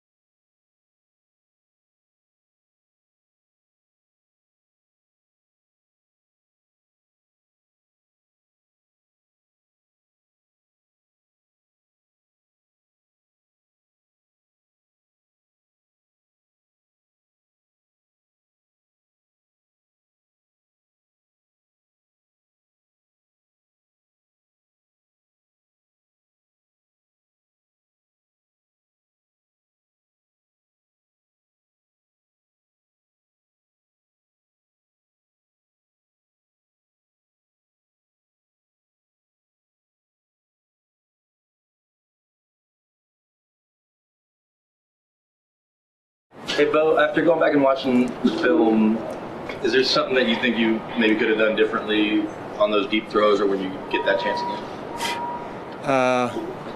I'm going to miss several throws in the future and probably going to miss a few deep ones. We just got to keep throwing. Bo Nix last week, middle of the week, talking about missing some deep throws. And my question is, what offense are we going to see? Is it the one that they should run, or I think they should run? Or is it the one that they want to? Like, Vic, you made a point about this, about what we could see tonight on the opening drive, which is Bo Nix struggled with the deep ball. Well, how about we throw like 2 deep balls in there on the first drive and just see what happens? Like, I totally could see that too. You know, if you're going to be, I guess a lot of people would like to see that. The more I think about it, you want to establish that run game. Would you rather have them see J.K. Dobbins just knock at the Cincinnati trenches, just keep going, bouncing off tacklers, or would you rather see them go deep? What would you rather see? What do you think is better for the team? Better for the team would be J.K. Dobbins trying to rough up the Cincinnati defense early. Emotionally, spastically, I'd like to see number 10 take a 7-step drop and heave it. That's me being emotional, and you're being a little bit emotional about it too. That because it didn't work, and we just heard the quote, but I love that quote. Look, I got to keep throwing them. Just rear back and let's do it, baby. To answer your question, Vic. Now, wait. Now, should it miss or get picked, then I'll be bumming. Well, this is what I'm saying. Like, what do I want to see? I want to see what I think that they're best suited for, which is that. Run the ball, rely on your defense, and have Nix make a few throws a game. Like, I think that is, when you want this team to operate at its peak, I think that's what it should look like. I just don't know if Sean Payton ever wants it to be that way. Yeah. Like, that's the problem.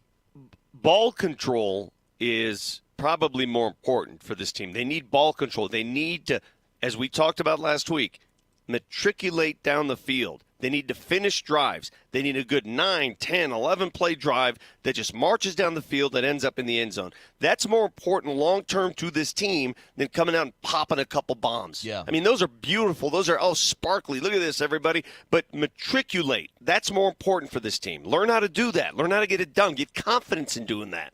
Yeah, this defense, I think, is just going to eat Cincinnati alive. I really do. I just think that, look, Browning has already thrown 5 picks this year. See, that one I'm not too sure of. Well, the Bengals cannot run the football. You understand that, right? Their lead back is Chase Brown. They average 2.4 yards per carry. They're dead last in the National Football League. There you go. And this guy gets hit behind the line of scrimmage a lot. And I'm not saying that Brown is cement-footed or anything like that. I'm just saying the Bengals, they can't seem to run the football, period. And I think the Broncos are going to absolutely devour them. You don't need to stack. If a team can't do something already, you don't need to take it away. And so if Browning is facing, a 4-man rush constantly, he's not going to have anywhere to throw the football. Yeah. So this is setting up.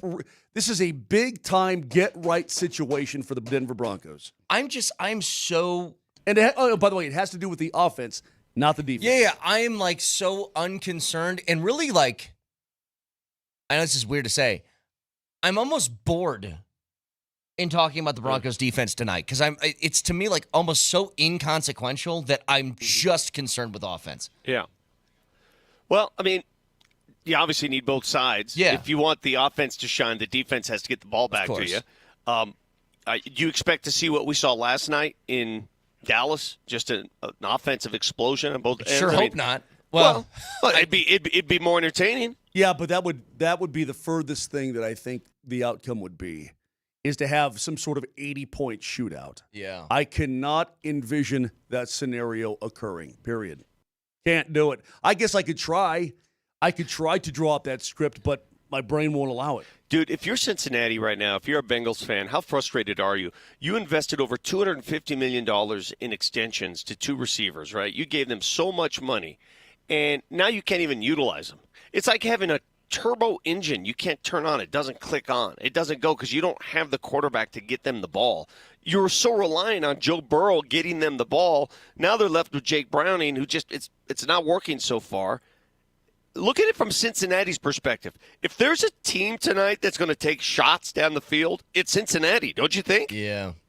I mean, they're probably thinking that they aren't going to have a 10-play touchdown drive tonight, so why not just try and take a couple of shots and throw it up to T. Higgins take and Jamar shots. Chase.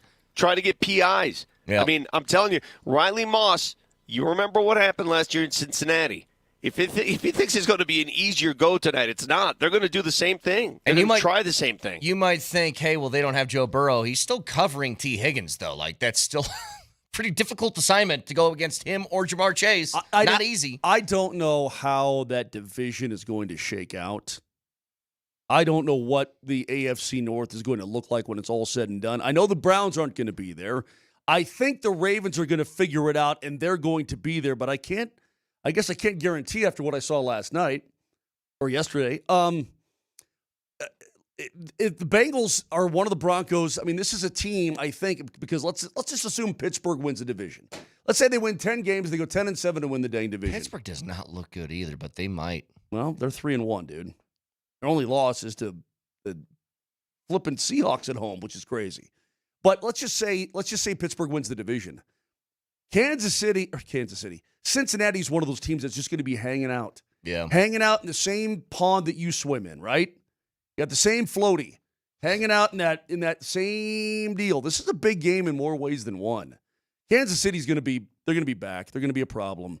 So you need to hang around or be ahead of those like opponents, and that's what the Bengals are. Broncos should kick their butts. Can I ask you guys something? Did you guys watch the early game? Which one? The doubling game? Yeah. Skylar Thompson got jumped and robbed Friday night. Yeah, can in you Dublin. believe that? Well, he's not even suited up. He's just with the team. He wasn't active or anything, but he got jumped in Dublin. Did you see that? I did. Here's my question. This feels like such a quintessential Mike Tomlin season, at least what we've come to know over the last 8 years, where Pittsburgh's going to be good enough to make the playoffs and lose immediately when they get there. So they're 3-1. Moj, they barely scraped by the Jets that first week, if you remember. That game that Justin Fields had that was really good. Then they lost to Seattle. They barely get by the Patriots last week. And then they play the Vikings here. But at the end of that game, it's 4-1. They're up 3, and it's a chance for them. If they get a first down, the game's over. Minnesota's out of timeouts. Can you believe they didn't go for it? They didn't go for it on 4th-1 with Aaron Rodgers. And they gave it back to the Vikings. And I know what you're thinking, like the Vikings offense isn't that great, but that Minnesota was doing that thing again where in the fourth quarter they're putting up like 3 touchdowns. I can't believe they didn't go for it. Now, they still won, but still. Whoever was announcing that game, who was announcing it? Oh, that was Greg Olsen, I think. Yeah, Greg Olsen kept saying, I cannot believe they're not going for it here. You end the game. The game is over. Especially in the modern NFL where it's so easy to get into field goal range. Today's NFL, dude, you see it. You watch last night's games. It's 2 plays and you're in field goal range anymore. You're so right. The clock now matters more than the field position. Right. Clock does. If you can end the game, go end the damn game. I didn't have sound on that. I was at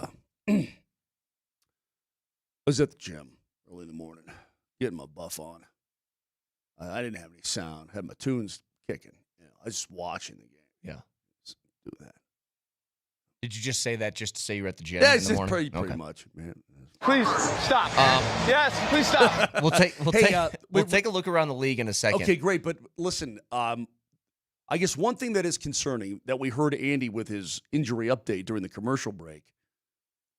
What's up with Marvin Mims' hip? What happened? Like, what's going on, Vic? What is going on with his hip? What did he do? How did he do it? Why is his hip even there? Listed as questionable tonight. He's got a hip. And I don't know what the hip situation. I mean, he was in practice on Thursday. He was in practice guess what? on Friday. And then what happened on Saturday? I got a hip flexor problem going on right now. Have you ever had a strained hip flexor? Yeah, it stinks. Hate it. Not to be rude about this. Won't be much different than the previous 3 games anyway, because I don't see Mims at all in the offense. So, whatever. Well, you would have seen him.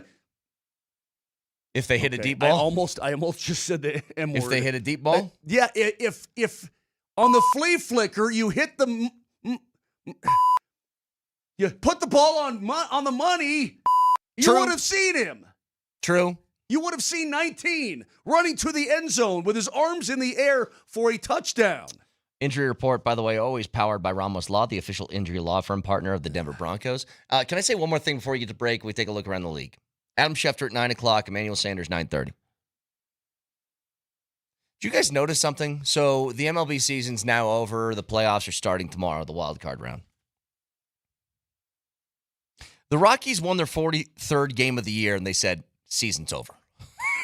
I have never seen a team actively not try like the Colorado Rockies did the second that they won their 43rd game. They were like, how many games do we have left? Are we sure we need to show up for any of these?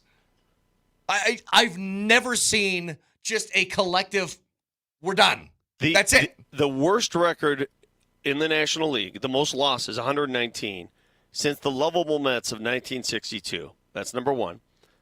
The biggest disparity in runs, run differential, since 1900, 125 years. That's two. Brett, you realize they were a minus 424 for the season. Not the worst ever. Cleveland Spiders have the worst ever. If you're mentioning a team that no longer you ready exists, for this one? Please. Screw you. The worst starting ERA in the history of modern baseball. Yeah. The worst ERA in the history of modern baseball. Throw the ball, hit the ball. Freeland? Those three distinctions belong to these Colorado Rockies this year. They have to wear that. They have to wear that. Think about how bad that is. 119 losses, worst run differential, worst starting ERA ever. I'm not even sure that I'd come back to Coors Field and clean out my stall in the clubhouse. Just go straight home. I would go straight home. I would go to Expedia, kayak, whatever. I would be surprised. And I would just click on any flight to anywhere. They get I to don't the care airport. where I'm going. Peru. I don't care. I'm gone. Half the team, I wouldn't be surprised. Half the team, they get to the airport. And it's like, all right, boys, let's take the charter back. They're like, actually, I got a Tahiti flight lined up already. That's why I brought my extra bag. You know what, though? Man. As sad as it is, think about the pain, right? So it's painful to think about that. Pain doesn't lessen for if you're a Mets fan and you blew it. The Mets mid-June had the best record in baseball. The mid-June Mets were on top of the baseball world and melted and missed out on the postseason. And think about this. The second that game got done and they missed the postseason, gone. They stick a microphone in Polar Bear's face and he goes, yeah, I'm up and out. I'm out. So pain works immediately when the pain season works ended. every way. Dude, I'm so glad you mentioned that. That is so crazy. Hey, Pete. Tough finish of the Pete season. Alonso You guys missed the postseason. What do you got to say for it? I got to say I'm out. Vic, Thank you. Vic, he goes, he's like, I'm out. Go. I would argue, the season wasn't 30 minutes old. If anything, we in Colorado, we knew the season was over after April. Yeah. We knew the season was over. If you're a Mets fan, you're holding out hope until the last day of the regular season. They win yesterday, they're in. I'm glad you brought Pete that Alonso up. just said, Pittsburgh, Detroit, Houston. I don't care. I'm going somewhere else. I was so shocked. I'm like, as soon as the guy put a mic in his face, he's like, peace. Screw you. I'm out. I'm not doing this interview. I am no longer a member of the Mets. I'm done. So I don't represent this organization anymore. Incredible. All right, we'll take a look around the league next.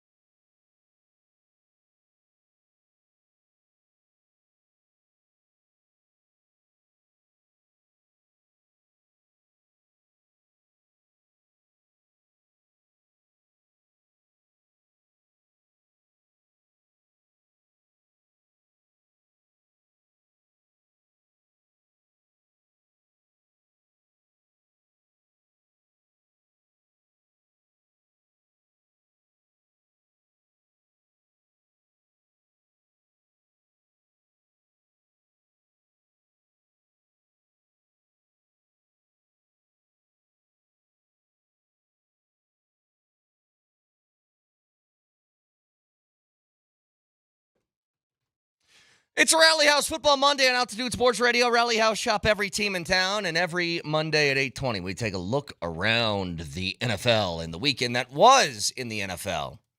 Starting with the early game Sunday, Vikings, Steelers in Dublin. So the Steelers had this game in hand. It felt like the whole way.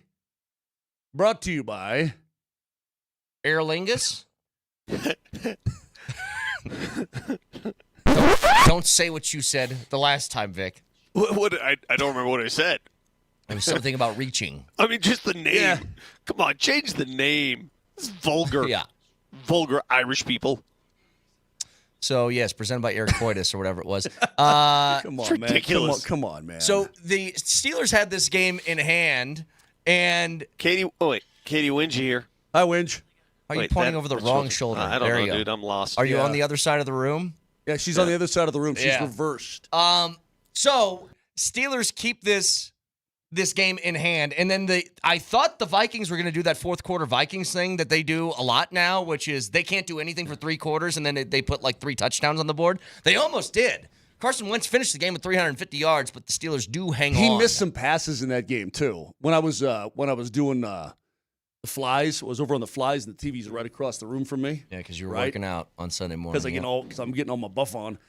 He missed some passes that I thought that I thought, you know what, dude, you can't miss that pass and expect to win. Hey, Jordan Addison being back is big for their pass game because they have a weapon that's not just Justin Jefferson. You know what, Moser? I would rather hear you talk incessantly about you working out than hear you brag about 7-Eleven burritos. So I'm proud of you. Keep going. Steelers 3-1, Vikings 2-2. Falcons Commanders, after a miserable game last week from the Falcons, and Michael Penix in particular, for them to beat the Commanders is a pretty big thing. Penix finishes with 313 yards and a couple of touchdowns. I still maintain one of the most fun people to watch in the NFL right now is Bijan Robinson. He's a stud. It's starting to click. Like all the young talent they brought in. Yeah. Drake London had a huge game. Bijan Robinson, Pitts. It's starting. You could see the wheels of motion. This is what they got together. They got this young core together, and they worked wonders in that game. You know, I got to remind myself, Michael Penix Jr. is a lot like Bo Nix in terms of, hey, he's a mid-20s quarterback, and he's still a pup in the league, right? Yeah. This guy needs some grace to be able to figure out the National Football League level, and so he's going to be up and down. And he had a wonderful day yesterday. A wonderful day. Grabbing the Commanders on another week without Jaden Daniels helps too. Perfect. Because Mariota played. Yeah. But I will say one thing that Penix is doing that nobody else in Atlanta has done over like the last 4 years. He's actually using Kyle Pitts, which is a different thing because Kyle Pitts has just been toiling away, getting like 2 catches a game for the last 3 years. He's on pace to get 80 now. So Falcons 2-2, Commanders 2-2. So this game, I believe, was a 16.5-point spread, which in the NFL is unheard of, but the Bills do end up beating the Saints 31-19. I'll tell you what, the Saints are 0-4. They are not a very good football team. The Saints, with the exception of last week against Seattle, have been in games in position to win a lot, actually, and they were hanging in there with Buffalo until late. They had multiple opportunities. Buffalo intercepted a ball right near their own end zone. New Orleans was headed to take the lead in that game. So the final score, if you could possibly ignore the final score, New Orleans had plenty of chances to win that game in Buffalo. Again, I love listening to the Saints broadcast. Mike Haas and Deuce McAllister are fantastic. I know that's random and weird, I know, but they're great. And I love how they call out their team. Vic, that double reverse pass, what a dumb play. And I don't know if you're I don't know even how to describe it. If the look's not there, then throw it away. Don't, as a running back, don't try to force it at the goal line, for God's sake. And he throws, and the dude made a great play. One-handed grab with the left hand for the pick. But, dude, you're doing a double reverse. Okay, fine. Then throw it away or just tuck it and run. But he tries to force it. The running back does. Just so dumb. So dumb. Buffalo 4-0, Saints 0-4. Detroit takes care of Cleveland 34-10. Cleveland, if you want something of note in this game, Joe Flacco was getting abused. He was taking massive hits the entire game. Well, and when the game was out of hand, how old is he now? He's 40. Okay, At he's least. 40. Well, he's going to feel like he's 80. He got blowed up. And he played terribly. He had a couple really bad picks. So they pull him late in the game for like the last possession, and they put in Dylan Gabriel, and the camera panned over to Shedeur. Shedeur looked pissed. He really did. He wants to play, man. He goes like this, dude. Brett, give the face. Just like head cocked to the side, like pursed lips. Just, I feel bad for the kid. I do too. Yeah, I do. He wants to play. And if you're Cleveland, that defense is pretty damn rock solid, right? What are we doing here, Cleveland? What are we doing? Are you building for now? Because if you think the now in Cleveland is going to work, you're drunk. What are you doing? I tell you something right now. The final score actually was bigger than what the game wasn't all that bad. It was a couple bad turnovers. That Cleveland defense is unbelievably good. It's real. Like, really, really good. I want to make it a statement that I don't think Myles Garrett should be allowed to play football. He's not human. He's a different species. That shouldn't be allowed. But, Brett, doesn't that give you more reason to go with a young quarterback? Because your defense is going to give him more shots? Yes. Let the defense run the show and mold a young quarterback. Why are you wasting your time with this? What do you think you're going to do with Flacco? What? I don't know. What? Where are you going to go? Just one other note on the game. Amon-Ra St. Brown through 4 games has 25. He's the first guy with 25 catches, 300 yards, and 6 touchdowns in the first 4 games since Randy Moss. He's having a hell of a start to the year. He's fantastic. Detroit 3-1, Browns 1-3. Patriots beat up on the Panthers. The Panthers are just, I don't know what to do with them. They go out, they win 30-0 last week to Atlanta, and then get beat by 30 against New England. I don't get it. That little hype train surrounding New England, by the way, they lost their first couple of games. Drake May's starting to be a little bit more consistent. Maybe they're putting something together. Maybe. That return, man, for New England, what is up with all the returns over the weekend, by the way? Yeah, a bunch of them. Marcus Jones, 3 punt returns for 167 yards. Yeah. Yeah, that's going to skew the numbers in your favor if you're you talk about winning in all 3 phases, right? Well, that's a massive win. So the Patriots are now 2-2. The Carolina Panthers 1-3. I think the shock of the weekend, Jackson Dart in his first start gets a win over the Chargers? Huh? And he actually looked calm. He didn't look like the moment was too big for him. No, I mean, again, the crowd reacted. The team reacted. Everybody rallied around him. I don't think the Giants are that good, but I think this kid provides a big-time spark. I mean, it's way more than Tommy Cutlets, way more than that. This guy's a player. Now, I don't know how good a player, but he's a player, 1. Number 2, his teammates like him. Like, they like him to play. He's got that sort of gamer thing to him, doesn't he? He's got a game. He had this one run where he took off running, and he got down. That was called back because of holding. But he got down to the 5-yard line, and finally 2 Chargers met him, and he put a hurt on a dude. Yeah. On a safety with like a forearm shiver. I'm like, kid, you got to get down. You can't do that. But I admire the tenacity. Herbert with 2 picks, so he's got 3 on the year. That matched his total all of last season through 17 He didn't games. look right in that game. Look at he missed on half his throws. Yeah, he did. Well, he's having Rashawn Slater and now Joe Alt out of the lineup for you. That doesn't help you. Does not help. So the first loss of the season dealt to the Chargers as their 3-1 comes from the previously winless Giants, who are now 1-3. Another quintessential Eagles-Bucks game where the Eagles look like they're unstoppable, but because Baker Mayfield's on the other side of the field, he's going to give his team a shot at the end, and damn near pulled it off. Yeah, he damn near pulled it off. He threw one of the dumbest picks you can throw in the game. Yeah. He threw it. I mean, again, you're in the red zone. You have a chance to take the lead, and you're forcing stuff at the goal line. Why are you doing that? Baker Mayfield should know better than that. Well, it was 4th down. I mean, I understand that, but you're forcing it to a green jersey. Is my point. The story of that game is what the Philadelphia Eagles are doing to the rest of the league. They're laughing at you now. That fake push was brilliant, but good luck not falling for that now. Good luck. And there's many things they can do to it, too. They can actually throw the ball out of that. Oh, my God. Talk about just taking everyone's face and just twisting it into that's what they did there, right? That was almost like, hey, rest of the league, eat some of that. Why that you can't stop it. Eagles 4-0, Bucks 3-1. Texans get their first win of the year. This was the Brett Coin lock of the week that did not go in my favor. Your crypto's crashing. Well, I thought that the Titans would just be able to score a few points, and that was not the case. If you'd like to hear in a 26-0 loss what Cam Ward, rookie quarterback of the Titans, thinks of his play so far this year. I think you played person.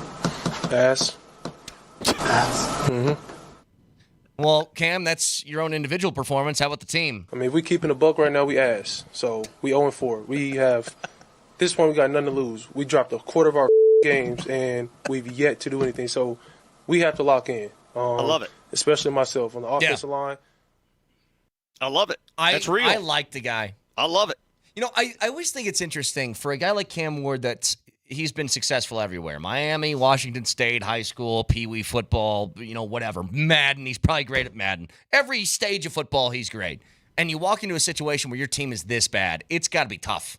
Pass. To have your first real losing of the year. But they're now 0-4 to start the season with no signs of that thing turning around. I think maybe the wildest game. Wild game. So everybody's wondering, is the Colts thing real? Because they're going to go on the road in L.A. and play against a really good Rams team. What's going to happen? And the Colts twice have a massive touchdown.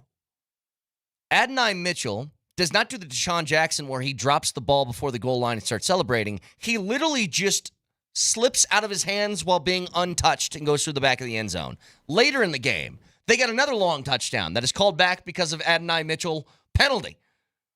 And because of that, it opens the door for Stafford to do the Stafford thing of late game, tie it up with a touchdown, and then one play, 88 yards, we're up by 7. Game over. Amazing. I had a special interest in that game because the guy I'm playing in fantasy has Puka Nacua on his team. And he just trounced. Yeah, I realized that, Vic. Thanks. Appreciate that. 13 grabs, 170 yards, yes, a tutty. Yeah. Yeah, he had all that. That's great, Vic. Brett, this is what kills me because I'm looking at that box score, but I'm watching it happen on the field. And Nakua's running for daylight. I'm like, oh, my God. So I'm like, somebody tackle him. So when was the last time we had a guy in a Broncos uniform with 13 catches for $170 and a tutty? That's sick. Is he the best receiver in football? I'm on Ross St. Brown. Yeah. I mean, but all these guys, the two guys we see tonight. But where was Puka Nacua drafted? Fourth round, fifth round? Where was he? He's a fifth-round draft pick, man. Yeah. Like whoever scouted him, well, I have to ask Kevin. Whoever scouted and said, I want the kid out of BYU because Stafford's is so good, we're going to get rid of his whoopee, his little baby, right? Cooper Kupp. We're going to get rid of his whoopee, and Nakua's going to be just fine. Hey, what I want to know is... Unbelievable. Do the Colts own the rights to boneheaded near touchdowns and dropping the ball, right? Because Jonathan Taylor did it in Denver last year, and now this kid did it yesterday. That's 2 Colts in 2 years. What are they doing? Both of those teams 3-1. What was Mitchell thinking, though? Did he just slip out of his hand? He didn't drop it. No, dude, he was like holding the ball out like this when he's crossing the goal line, and it just like a bar of soap. He was holding the ball like a newborn baby. Yeah, it's just like a bar of soap fell out of his hands. What's he doing? Jags and Niners. Guys, I think Jacksonville's good. I think they're a good team. I think so, too. I think they got a lot of offensive talent that's finally coming through. Like, ETN looks like a legitimate running back in the league now. Dude, he had a whale of a day yesterday. They have really good skill position talent. That was the game, by the way, that Brock Purdy was back in the lineup for the Niners at home, and the Jags went on the road and beat them. The big story, though, did you guys see what happened between Liam Cohen, the new head coach of the Jags, and Robert Saleh after the game, who's the DC for the Niners now? According to this tweet that I'm reading, Saleh said to Liam Cohen, I'll bleep your world up. You don't want to bleep with me. I will bleeping end your bleeping life. No, but before that, Cohen had said, keep my name out of your bleeping mouth. You heard me. Keep my name out your bleeping mouth. Did Saleh say something like, he said something along the lines of, Duval. They aren't that good offensively or something like that before the game, which I guess Cohen took exception to. Well, I didn't really realize that Robert Saleh was also a candidate for that Jags job before Cohen got it. So let me get this straight. Saleh says it's not cheating what the Jags are doing. Yeah. But it's borderline illegal. What is it? Is it cheating or not? Because whatever it is, it was very sensitive to Cohen. What was that specifically in reference to again? In reference to sign stealing. That's right. It's sign stealing. Sign stealing in football. Yep, and then they both kind of took exception, and that's what happened after the game. But Jags win. Both of those teams are 3-1 as well. The most anticipated matchup, Ravens and Chiefs. Who's going to be 1-3? That game wasn't close. Chiefs dominated. In Baltimore, here's the reality that they face now. Their defense stinks. They're awful on defense. You know, a game that seemed unwinnable for the Broncos when you looked at it early in the season. Has your perception of that game changed a little bit? For Baltimore? Yeah. Yeah. If the Broncos can get their offense figured out. For years, the intimidating factor when it comes to the Baltimore Ravens, it's always been their defense. Oh, physicality, man, Ed Reed, Ray Lewis, Terrell Suggs. They're not the same this year. They're just not. No, they're getting beat up by everybody. Absolutely everybody. I find it hard to believe they're going to miss, though. They're going to find a way to rally, especially inside that division. Derrick Henry, guys, isn't doing jack squat. They need to mix it up with Hill more. They probably do, but Henry, all of a sudden, the last 3 weeks, he's done nothing. So the Chiefs 2-2, Ravens 1-3. Raiders looked like they were on their way to another win to get back to 500, playing against Chicago, and another week, last-second field goal to win the game, gets blocked by Chicago. They end up winning 25-24. Why are there so many field goals being blocked? I don't know. I don't know either.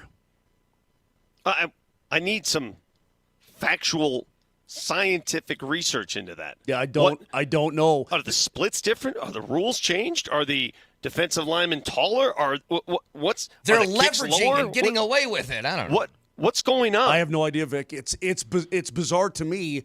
But what stinks for the Raiders is this is the first game that Ashton Genty's really had himself the kind of game that you think, okay, when you draft Ashton Genty, this is what you expect. Yep. He had a whale of a game, including a 64-yard run. I mean, he played really well. The Raiders shoulda, woulda, coulda won that dang game. Instead, they dropped to 1-3, and now the Bears are back to 500 at 2-2. And then finally, to cap things off Sunday night, the good old 40-40 tie between the Packers and the Cowboys in what was just a wild game. I'll tell you what, I don't think it was a sack. Maybe they did give him a sack for it. We talked about Micah Parsons' return to Dallas. Yeah. He saved the game because Dak Prescott was well on his way to running that ball in overtime and just caught his shoelaces, which forced them to kick. He got him from behind. Yeah, at the 5? Yeah. At the 5. Because Dak was going to score. And Prescott was sort of just meandering his way ahead. And then he decided to turn it on. But the pursuit of Parsons from one side of the line all the way around to track him down was amazing. The fact that I woke up to a tie game in the National Football League in the year 2025. Yeah, it's not right. It's revolting. Yeah. It's like I want to start another revolution. The original revolution that took place in this country in 1776 leading up to I need another revolution. There can never be another tie in the sport of football. That is unbelievable to me. What's the name of our militia again? For those who are new to the program, we have a militia. Oh yeah, what was it? Is it the water to take our water back militia, Vic? What yeah, we did it. We did it because California was taking our water. Yeah, what? And then something with Arizona did something, and we had to. Yeah, them too. I think they're more water people. All right, well, we need to go to New York and say, hey, enough ties. Yep. So this is always going to be a tough one to read every Monday. The Packers are 2-1-1. The Cowboys are 1-2-1 through 4 weeks, and that is your look around the league. Adam Schefter at 9:00. Emmanuel Sanders at 9:30. Stick around.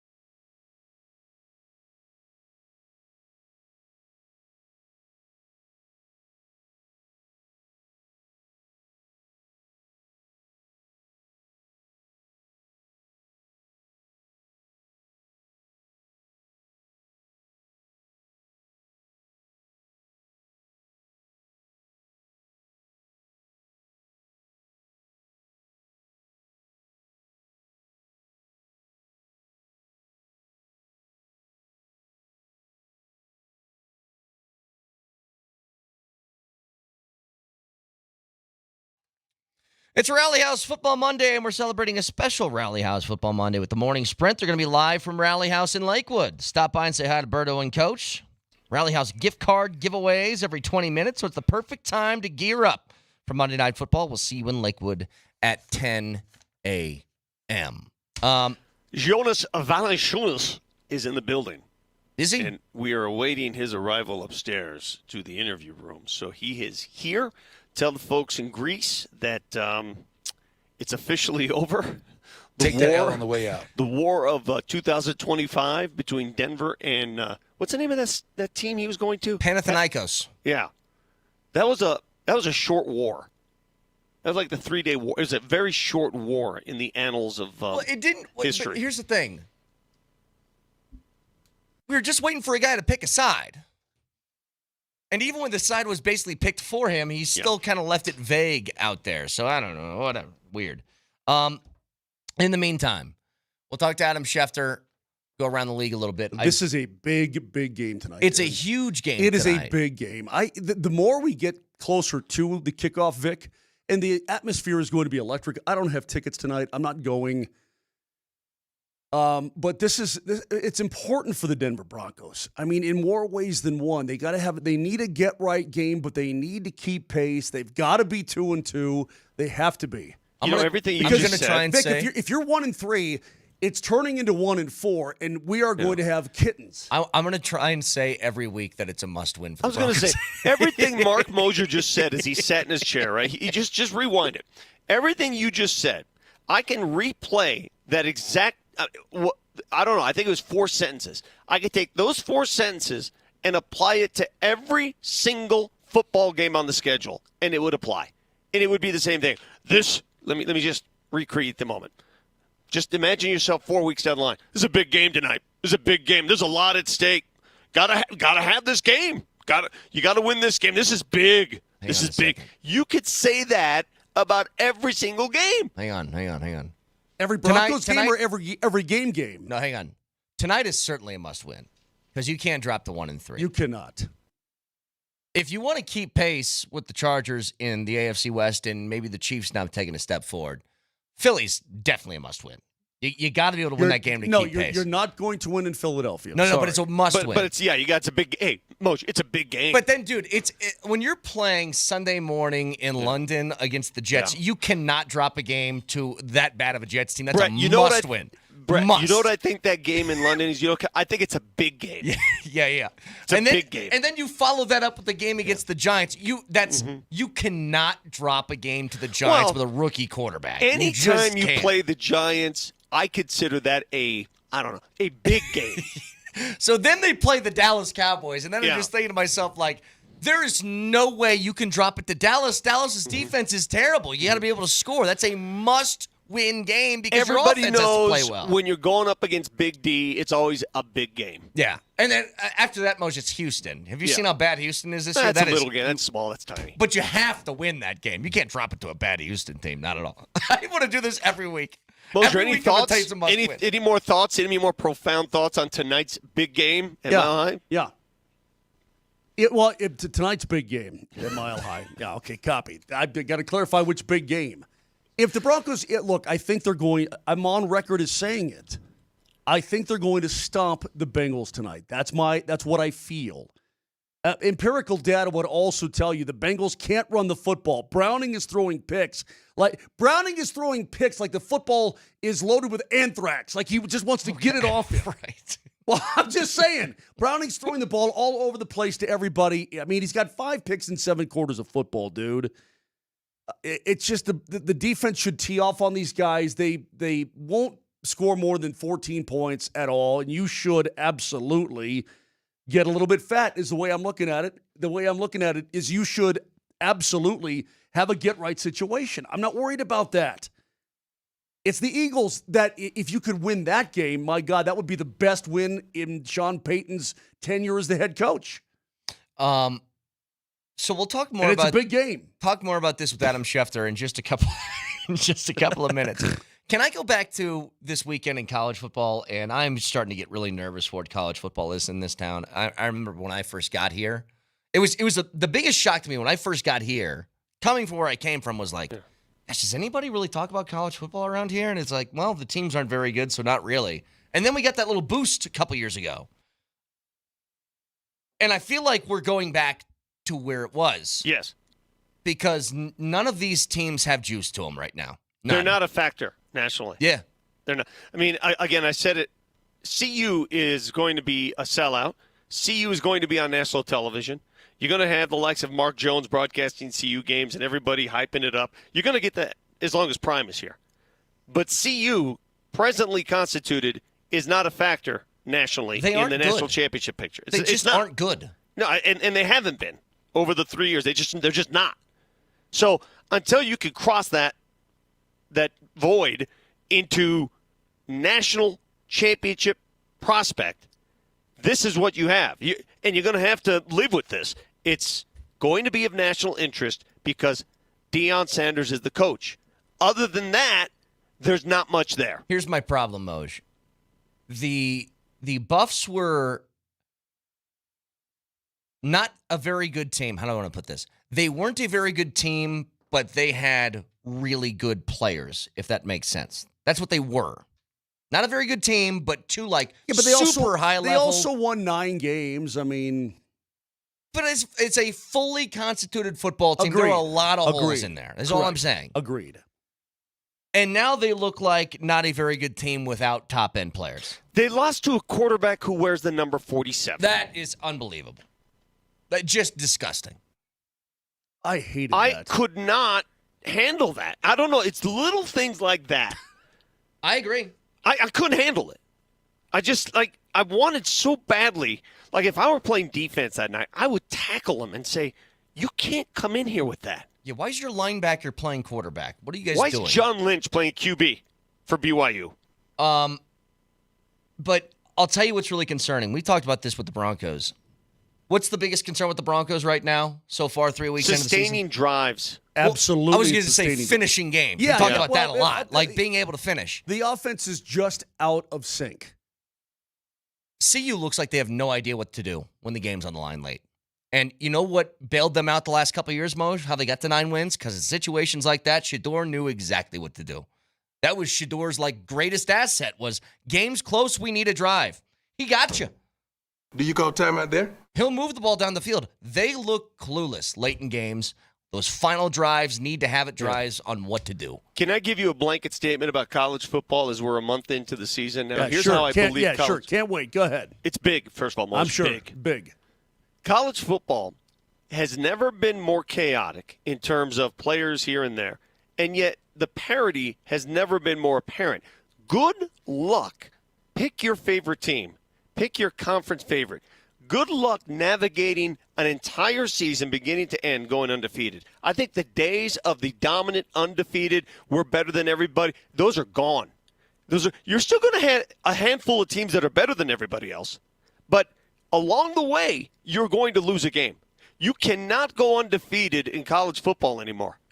Dude, you can't do it. Every single game was just nail biter. Oh my God, what's going to happen? Except one. Can I make a statement as we get ready for Adam? I'm tired of getting hosed. I'm flat out sick of it. What was the one today or this week? On one of my lay it downs? Yeah, which lay it down was it? Vanderbilt. Diego Pavia is having a day. He threw for 5 touchdowns. They've got a 55-28 lead late in the fourth quarter. And they give up the garbage, TD?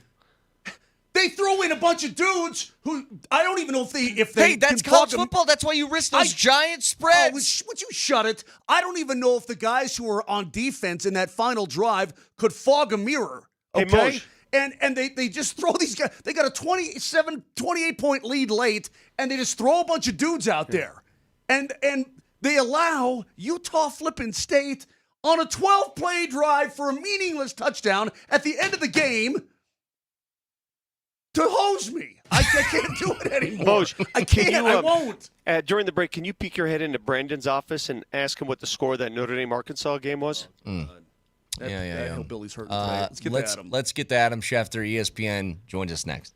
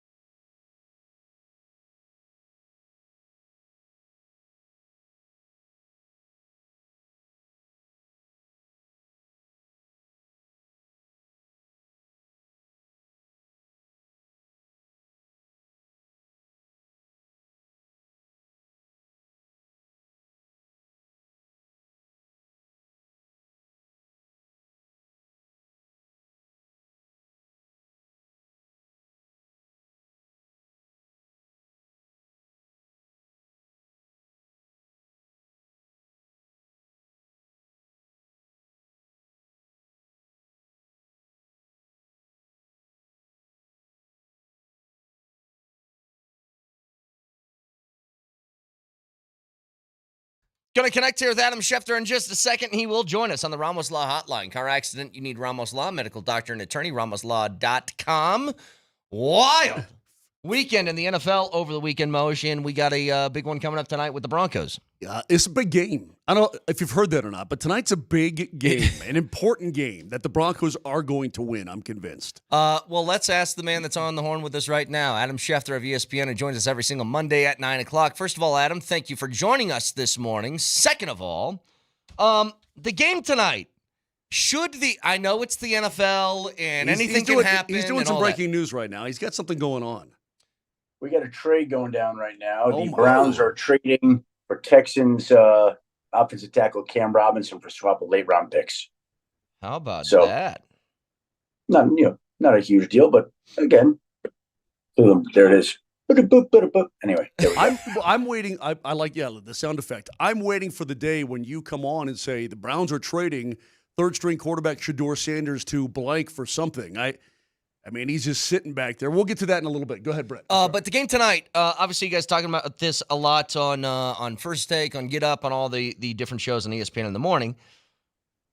Does this feel like a game that the Broncos should win comfortably, or are you taking the approach of like it's the NFL? I do always take that approach. The NFL. Last week, everybody was saying that the Dallas Cowboys were going to get boat raced by the Green Bay Packers, and it didn't happen that way. Giants, Chargers. I mean, yeah, like there's no should happen. Like that to me is not real. I think it's a game the Broncos should win. I'll go that far. I think they're the better team. I think they're at home. I think they're coming off 2 straight losses. I can give you a lot of reasons why I think Denver should win, which doesn't mean that they will win, but I think that they should be making a move to get that done, yes. I think the key is just don't put yourself in a position where you can get walked off on a field goal. You know what I mean? Don't allow the Bengals to stick around. The Bengals, I've been telling Brett, the Bengals can't run the football. Browning's got 5 picks in 7 quarters, so your defense should absolutely eat. Don't let them stick around for any reason, and then you won't have to worry about getting walked off. Yeah, don't try to give anybody any leverage, right? Yeah. Exactly right. Adam, last night, there's a question that Vic, he's not with us now. He's at Nuggets Media Day, so he's talking to a whole bunch of Jokic's and guys like that. But he was still complaining that in America, we still have ties. What is the reason why the NFL doesn't go to a more college-like model? Well, these are things that are vetted by the competition committee, and they've come up with and landed on an overtime being 10 minutes. And it's not very often that we get ties in the NFL. So, again, it's very rare that it does happen. And if it does, then it does, and that gets factored into the 1-loss tie record at the end of the season for the postseason. But, some people don't even know the rules. I mean, if you wanted to go to a system like college where I don't even know the exact rule in college, but I think that they each get a possession, right, to 20, something to that effect, and whoever does it. I guess after 10 minutes, have they discussed like a 2-point conversion off or something like that? Even discussed? No, they haven't, because again, there's so much conversation with the league with player health and safety that it's about that. Like, these guys went for a long time; they played a lot of minutes, and yeah, people would like an outcome, fans would like an outcome, but our bodies aren't out there for 70 minutes, on field turf, going at it like those guys are. So I think that's part of it. That's the reason. But could they improve upon that? Maybe. But it's so rare to get a tie anyway that it's convenient to ask the question now. Yeah. But when's the next time we might get a tie? When was the last time before this? 2023?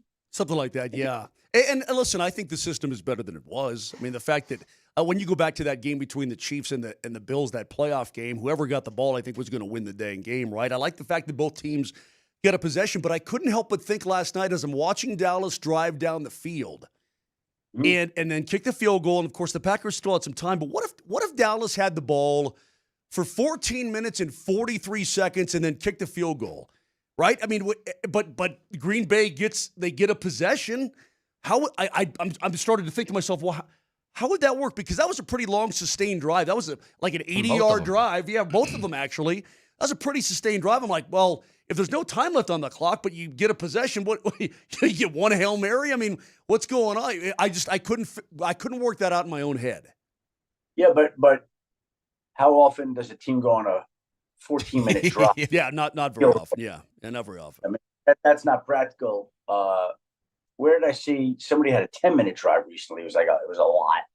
10 minutes. Detroit did that 98-yard drive against that's Baltimore. Yep. There we go. That's exactly what I was thinking of last Monday night. So that's 10 minutes. And by the way, if that were an overtime, then the Cowboys or Packers would have gotten the ball back with minimal amount of time left for the field. But I guess that's the rule. Your defense should be play better. Yeah. To not that. Adam Schefter joining us. All Conversations with Adam brought to you by Colorado Credit Union. Love where you live, love where you bank at Colorado Credit Union. Join today at ccu.org. So the marquee game yesterday was the Ravens and the Chiefs, and it was who's going to start the year 1-3. And not only do the Ravens lose, Lamar gets hurt. First of all, how concerned are they about the Lamar Jackson injury that sidelined him in the middle of that game? Second of all, how difficult is it going to be for the Ravens to jump back up, especially with the Steelers starting the year 3-1 in the division? Well, I think Lamar's got a strained hamstring. They'll evaluate him this week, and I'd say even if he does play, one of his superpowers is compromise because his ability to run around and make things happen. I don't know that he's going to be able to do all that as well as he would if he were not injured. So you have that. Don't know whether he will or won't play next week against the Houston Texans, who just traded Cam Robinson to Cleveland Browns. But that'll be an issue, a question. Now, the Ravens, they're 1-3, and the Steelers were 3-1. Mm-hmm. Look, I'm not worried about. I don't think those teams are worried about the Browns or Bengals coming back to win the division. And it just feels like this at this time that it'll stack up to be a 2-team race there, Pittsburgh and Baltimore. The way Baltimore has played has been very surprising, very disappointing, and I don't know if they can continue to play like that. Like Derrick Henry's rushed for fewer than 50 yards in 3 straight games. Yeah. Like not getting him going, and the game script has been reversed. Like. Usually they're taking the lead. They're running Derrick Henry. They're playing bully ball. They're playing They're not playing great defense. They're not running the football. They're falling behind. Like they're doing all the things that go against the way that this team is built to win. On the other side, that certainly to me looked like the Mahomes that I know. That looked like the offense spreading the ball around, everybody getting involved, and Worthy's back. That looked like the Chiefs that I know. Too early to say Chiefs are, quote, back, or have they never left? I don't think they ever left. I mean, I think, they started a little slower than normal. They blew out the Giants on Sunday night. They blew out the Ravens yesterday. They're 2-2. Got back Worthy, who they really didn't have for the first 3 games. He looked explosive. They'll get back Rashee Rice after 2 more games. The Chargers lost yesterday. So all of a sudden, they're back in it. And we'll see what Denver does tonight if the Broncos can handle their business. But, yeah, I mean, you got Mahomes. You got Kelly. You got some of these guys that have had all the experience that they've had. I never counted them out ever. I always thought that they'd be there. And obviously, these seasons, you have to remember the preseasons, they don't play as many preseason games. Most people, Andy Reid excluded, don't play their regulars. It's almost like the first month of the season now becomes a junior preseason to get the guys ready. And that's why some teams just don't storm out of the gate very quickly. And I think when you get to October 1 or so, now you get to get a better idea of what some of these teams are about.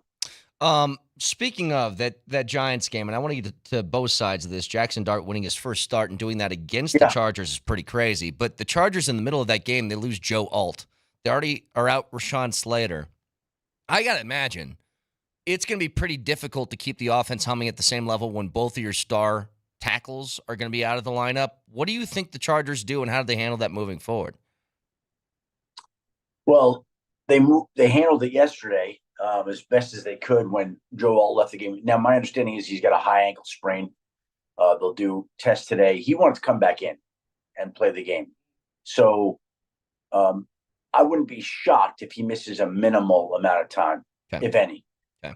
So, if it were some broken ankle, the season's over, and they're without him and Slade, like that would be catastrophic for that team.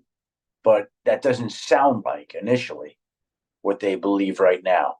So if he's not going to miss an extended period of time, my guess is he doesn't. He might miss a little time.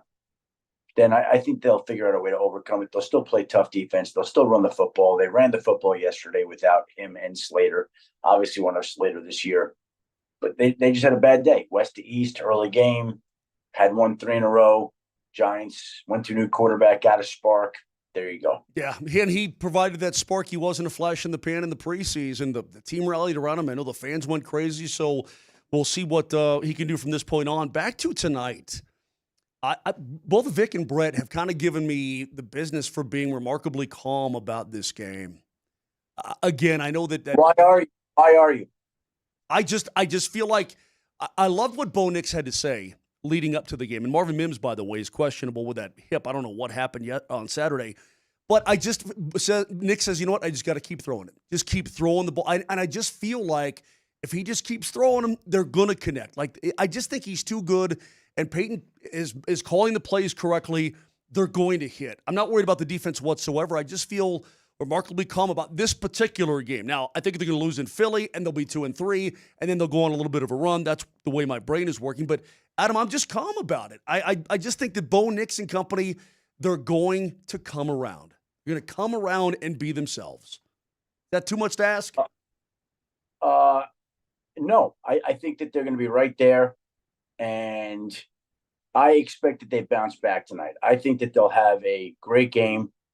Hold on, Malik Neighbors torn ACL. Oh, confirmed. No. Ay. That's terrible for Dart. Oh, and the team. And him. Yeah, torn ACL. And hold on a second. There we go. Okay. Go ahead. Well, hold on a second. We're getting buzzed up here. This is what happens. Just give me a moment here. Yeah, you got it. Yeah, do your thing. We'll vamp. Yeah, because the game tonight, again, we were just discussing must-wins, and it feels like we're saying that every week, but you can't drop this game to Cincinnati. I mean, this has to be, if you want to keep pace, especially with the way that the Chiefs won yesterday, you got the Chargers at 3-1, who are 3-0 so far within the division, and then the Chiefs just get that big win against Baltimore. Now, again, sort of reserving judgment on the 37 points they put on the board because Baltimore's defense is god-awful. Not good. Through the first month. Yeah, but you know what, dude? This is not going to be me worrying about the AFC West or anything like that. If the Broncos should lose this game, all good. Thanks, Adam. If the Broncos should lose this game, Adam, tomorrow morning I will come in and I'll be freaking just about who because the Broncos will then be 1-3. They're going to be 1-4. They're not going to win at Philly. That's always difficult no matter what. Going back for the early game, I'm going to have a litter of kittens tomorrow morning, and I'm going to be freaking out. Like, this will be really bad. Let me ask you a question real quick, Adam, because I just saw I have notifications every time you tweet. Do you have the Malik Neighbors breaking news photo already saved in your phone just waiting for the confirmation? Because that went up there quick. Yeah, well, I've had the photo, since yesterday when he went down. Yeah. And waiting for the news that the MRI came back positive, which it did. I saw you get a little aggression out this morning too. You were bashing a lot of little helmets, man. Does that make you feel better? You feel like you worked some stuff out because they cut the commercial break and you were still going to town. I'm like, he's getting it out. He's working it right now. You know what? They have fun with the helmets. Damian Woody pounded them this morning. It almost flew over and hit me in the face. That was tough. But that's why you get the goggles on, though. Yeah, but it whizzed by my face. Like I felt like the breeze, like it almost hit me. So, anyway, that's kind of what happened there. As you got stuff going on, Adam, we'll let you go. Just one last thing, real quick. Have you ever heard a quarterback describe his play like this? I didn't think you played first. Pass.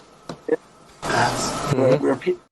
I said, play it again. Have you ever heard a quarterback describe his play in a game like Cam Ward did post game yesterday? I didn't think you played first. Pass. Yeah. That's a first one, isn't it?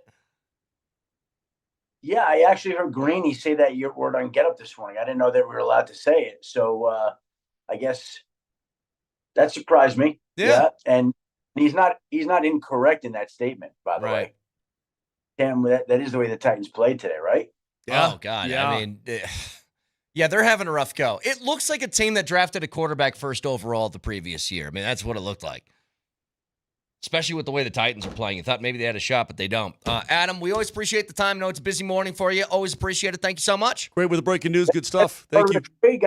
A little busy 15-minute stretch there. There you go. Adam, we'll talk to you next week. Thanks, buddy.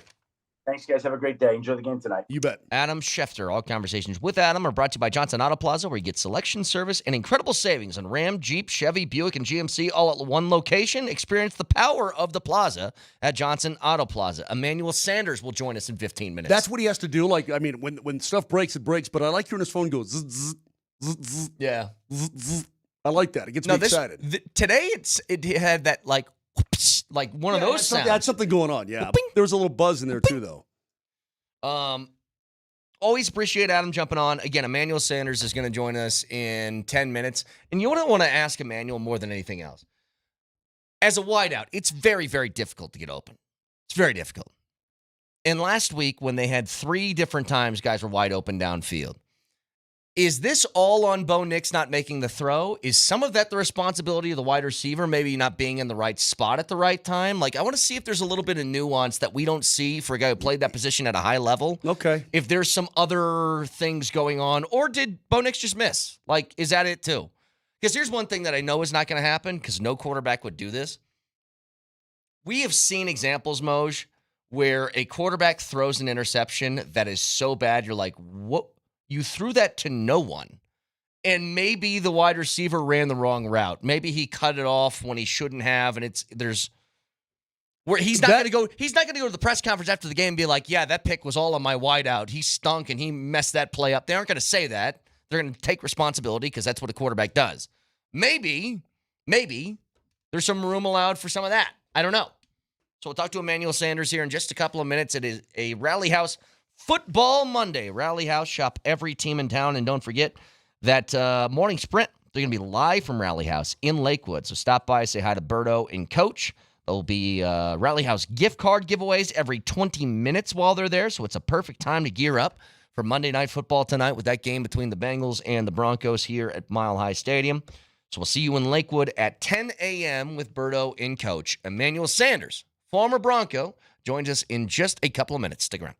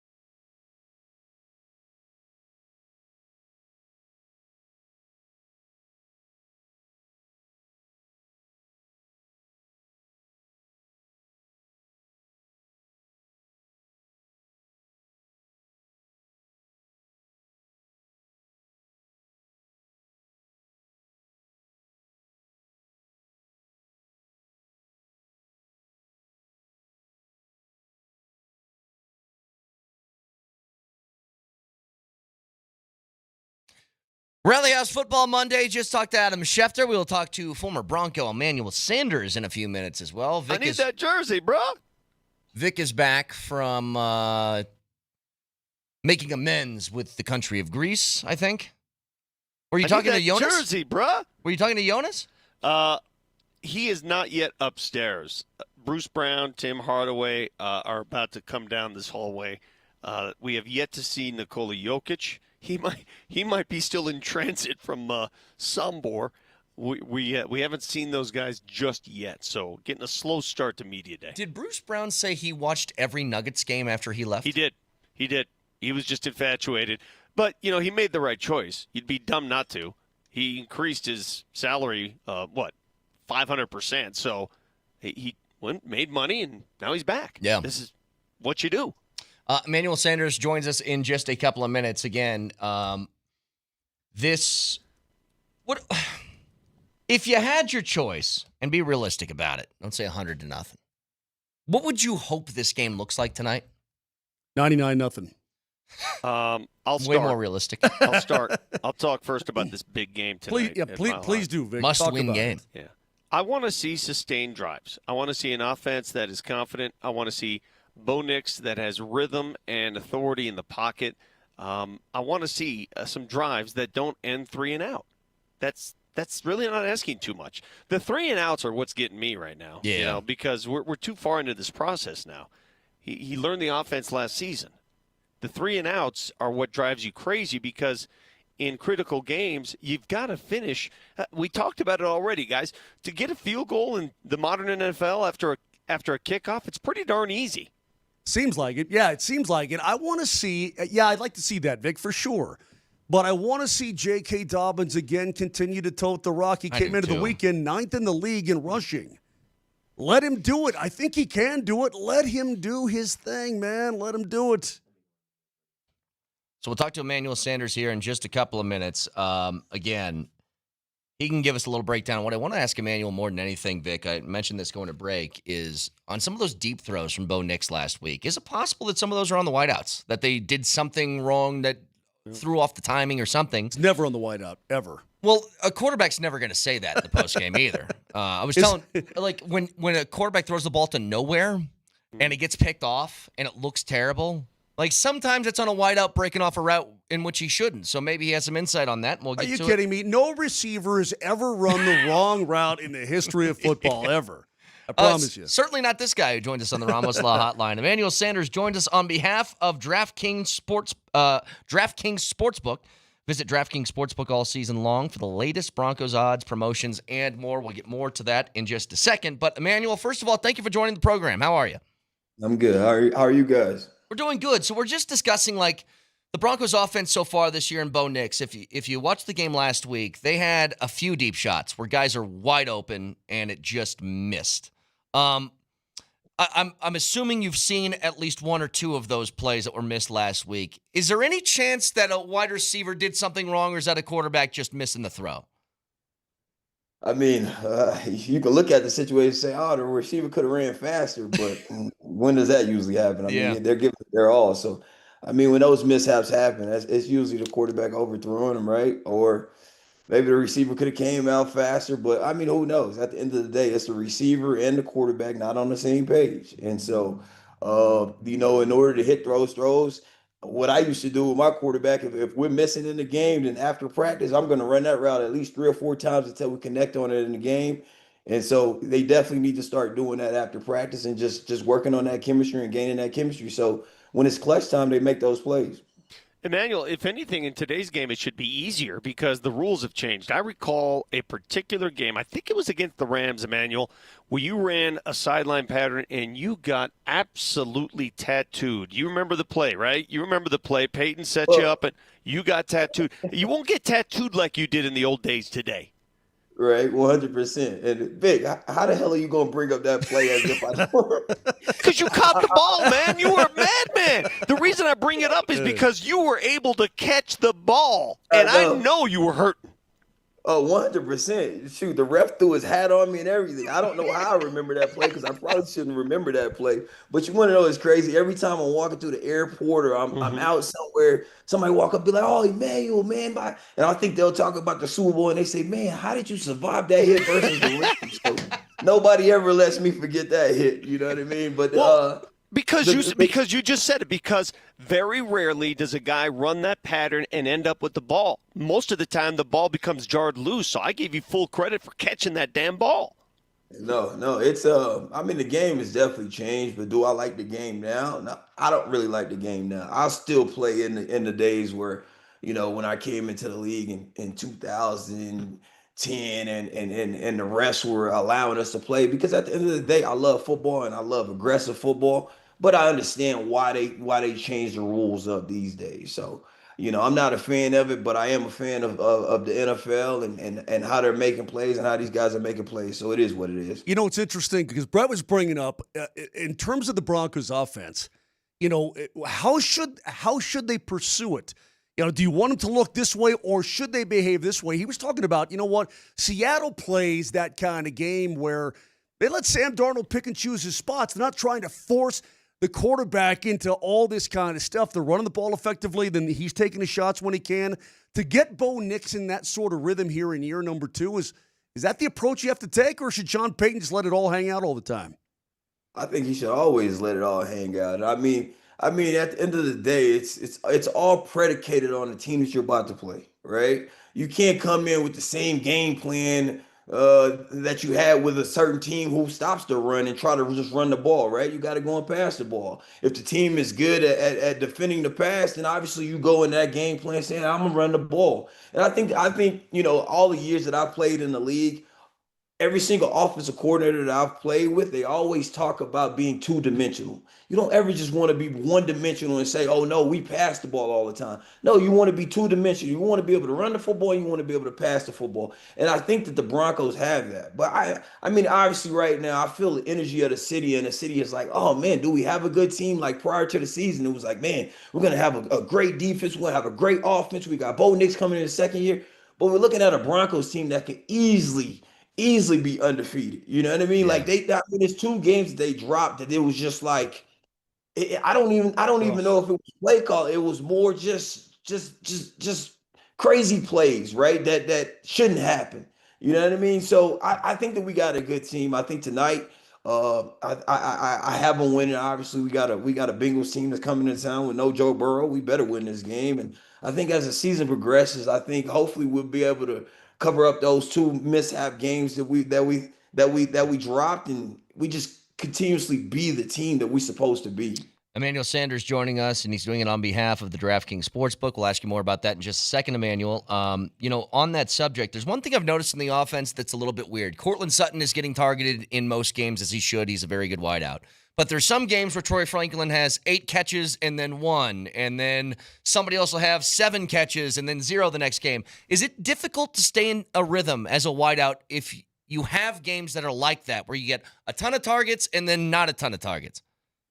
It's definitely different. It's definitely difficult. But if I'm Troy Franklin, I mean, he's young. You know what I mean? He's young. So I mean, they're still filling him out. Like I mean, my rookie year and early in my career, I was just happy to get the targets that I was getting, whether it was 1 target, whether it was 7 targets.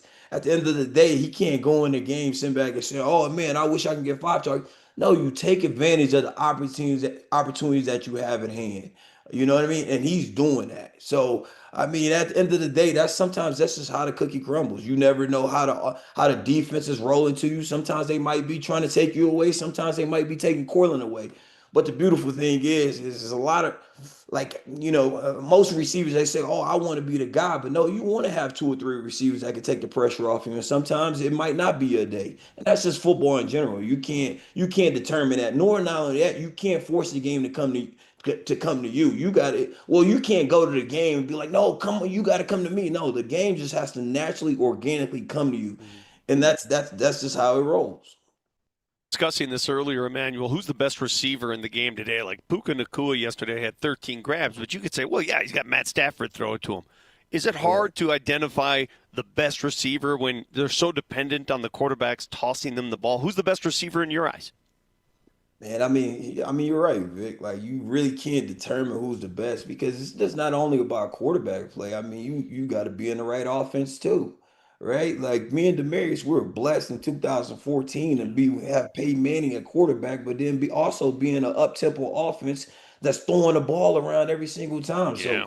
So it was plenty of times me and Demarius just before the game, we're sitting at our locker and we're joking, but we're almost being serious and saying, like, I'm going for 200 yards today because you know that the offense that you're in will allow you to be there. So when I see Puka and I see Devontae Adams, I see those guys, man, they in one hell of an offense that's allowing them to make plays because they depend on the passing game. So obviously Justin Jefferson is out there. I mean, I love Amon St. Brown. Uh, I love Jamar Chase, obviously. He's in the offense with the Bengals. Obviously, he lost Joe Burrow, but when you talk about those guys, they're in an offense that allow them to run routes and get open and just play free. And so obviously that dictates who the top receivers are. Last thing for me, I'm curious about Bo Nixon, your number 2, and we talk to Jeff Legwold all the time about it. You know, the defensive coordinators are now going to come in and say, okay, we got a whole season of film on this guy. You know, we know what he likes to do. We know what he's good at, what he doesn't like to do. And so you start to see them do that a little bit here to start out the year in year number 2. How much of it right now is on number 10 to adjust what the defenses now are doing to him in conjunction with his coach and elevate his game as he moves on through his young career here? 100%. I mean, at the end of the day, you're gonna have to make certain adjustments. But I had the pleasure of playing with Sean Payton in New Orleans, and I told this story plenty. He's the type of play caller that, man, when we were in New Orleans, it seemed like he was always 2 or 3 plays or 1 or 2 plays ahead of the defense. Well, a Hall of Fame head coach, in my opinion, that's going to put him in the right position, and he just has to trust the process. And so even right now, like I said, the Broncos, they could easily the 2 games, the Chargers and the Colts, they could have easily won those games. We'd be sitting up here having totally different conversations, right? The energy just doesn't feel right, but I'm optimistic that they're going to get it right, and as the season progresses, they're going to get better and better. Is that a skill, finishing a game, or is that just sort of dumb luck the last couple of weeks, or did they need to learn how to close that? You got to learn how to close it. And then we got a young football team. But here's the thing: like in 15, when we won the Super Bowl, we had the ball just bounce our way a few games. You know what I mean? Mm-hmm. And sometimes I tell people all the time, like, hey, like, man, what did it take to win a Super Bowl? I said, man, a lot of hard work and a whole bunch of luck. Yeah, pretty much. A whole bunch of luck. Because it was certain games, it was like, man, how the hell did we get out of there? But it was the ball just bounced our way. You know what was lost, Emmanuel? Special teams played a big role in you guys winning a lot of those games late in the season and in the playoffs. Right? I mean, it was a lot of stuff. I mean, where I think of even the Chiefs game when we were there in the regular season. And next thing you know, like we're supposed to lose, and Bradley Roby causes a fumble and pick. You know what I mean? It's just crazy plays. You know what I mean? Sometimes it just rolls that way. But hopefully, look. Hopefully the Broncos keep putting in that hard work, and hopefully that luck starts to come our way. Yeah, that Bradley Roby game, by the way, the last time the Denver Broncos won a game at Arrowhead. It's been that long. Wow. Emmanuel, I always told you, man, you belonged in television, in the media business, but I know media don't pay enough for you. So what are you doing these days? Man, I'm just hanging out. It's crazy. I'm Coach E now, man. I coach youth football. My son, we coach Cherry Creek. I've been coaching these boys since the 3rd grade. Good for you. Right now, we're 35-0. We've never lost a game. What? Wait, are you gonna be a new Coach Prime? Are you just gonna ride this thing all the way to the top? What's going on? I don't know if I'll ride it that far. I'm gonna get off when these boys go to high school. But man, I'm enjoying it. We play on games on Saturday, but I spend time with my kids and just. What kind of coach are you, Emmanuel? Are you in their face? Are you chew them up, spit them out? Are you motivational? What are you? I mean, I can be fiery. I can be motivational. I can be cool. You know what? I just enjoy it's young, and it's just not even about football, just life. You can be like Coach Vic, though, and his first line is always, "What's your problem, man? What is wrong with you?" Yeah, that sounds like me. Emmanuel, you're joining us on behalf of DraftKings Sportsbook. Tell us a little bit more about this partnership you got with them. Yeah, so I partnered up with DraftKings. Obviously, DraftKings, it brings a whole nother excitement to the game. When I say I didn't get it at first, even with fantasy football, I used to go on after the games and I hear Joe from Wisconsin saying, "Oh, Sanders, man, I love you." Or Joe from Wisconsin the next week could be like, "I don't like you anymore. Like, how did you not give me fantasy points?" And now that I'm playing fantasy and now that I'm with DraftKings, I get it now because it brings a whole nother excitement. Like even last night, my wife thought I was crazy because I was screaming through the house because I had went on waivers and claimed Dobbs, and Dobbs went off last night. I'm screaming, "I'm a genius! I'm a genius!" Yeah, Vic has Dobbs. I got Dobbs too, and I'm playing him this week, and he's kicking my ass. I mean, he's got 4 guys with 30 points. It's just not even funny, man. Come on, Vic, let's go. That's right, baby. Yeah. So I partnered up with DraftKings, and if I can let you guys, go and download the app and just have some fun with it, but make sure you play responsibly, right? Make sure you play responsibly. But man, it is fun to be able to bet and play fantasy and do all that stuff. So now that I'm out of the game, I'm a fan now. So I'm just enjoying it. Last thing for you, Emmanuel, and appreciate the time. I do want to ask you something about college because your boys at SMU won the ACC last year.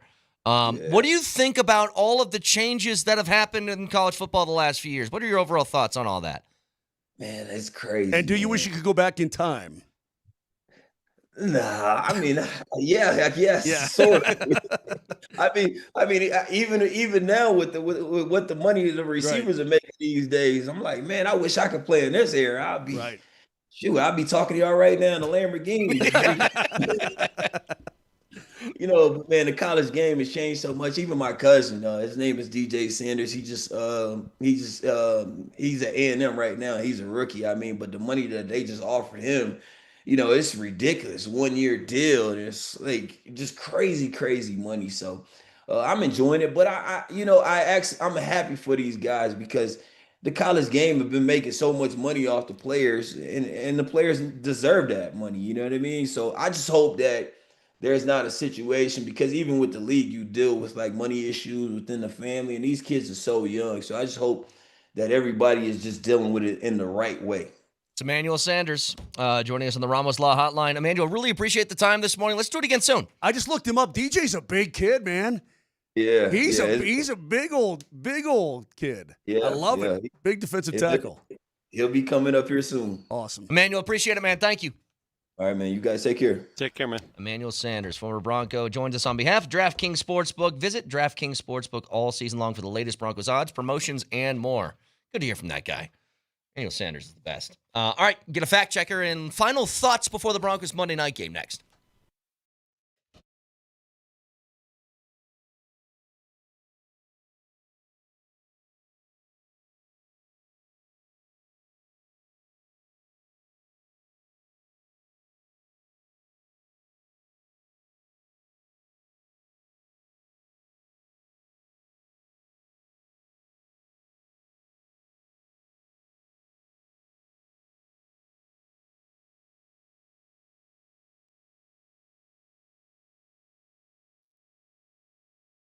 By now, you know, if you listen to this program, it's Moser, that I was dealing with low testosterone. Because guys in their early to mid-30s, you start to lose 2 to 3% of your production every single year. And before you know it, you just don't feel like you used to feel.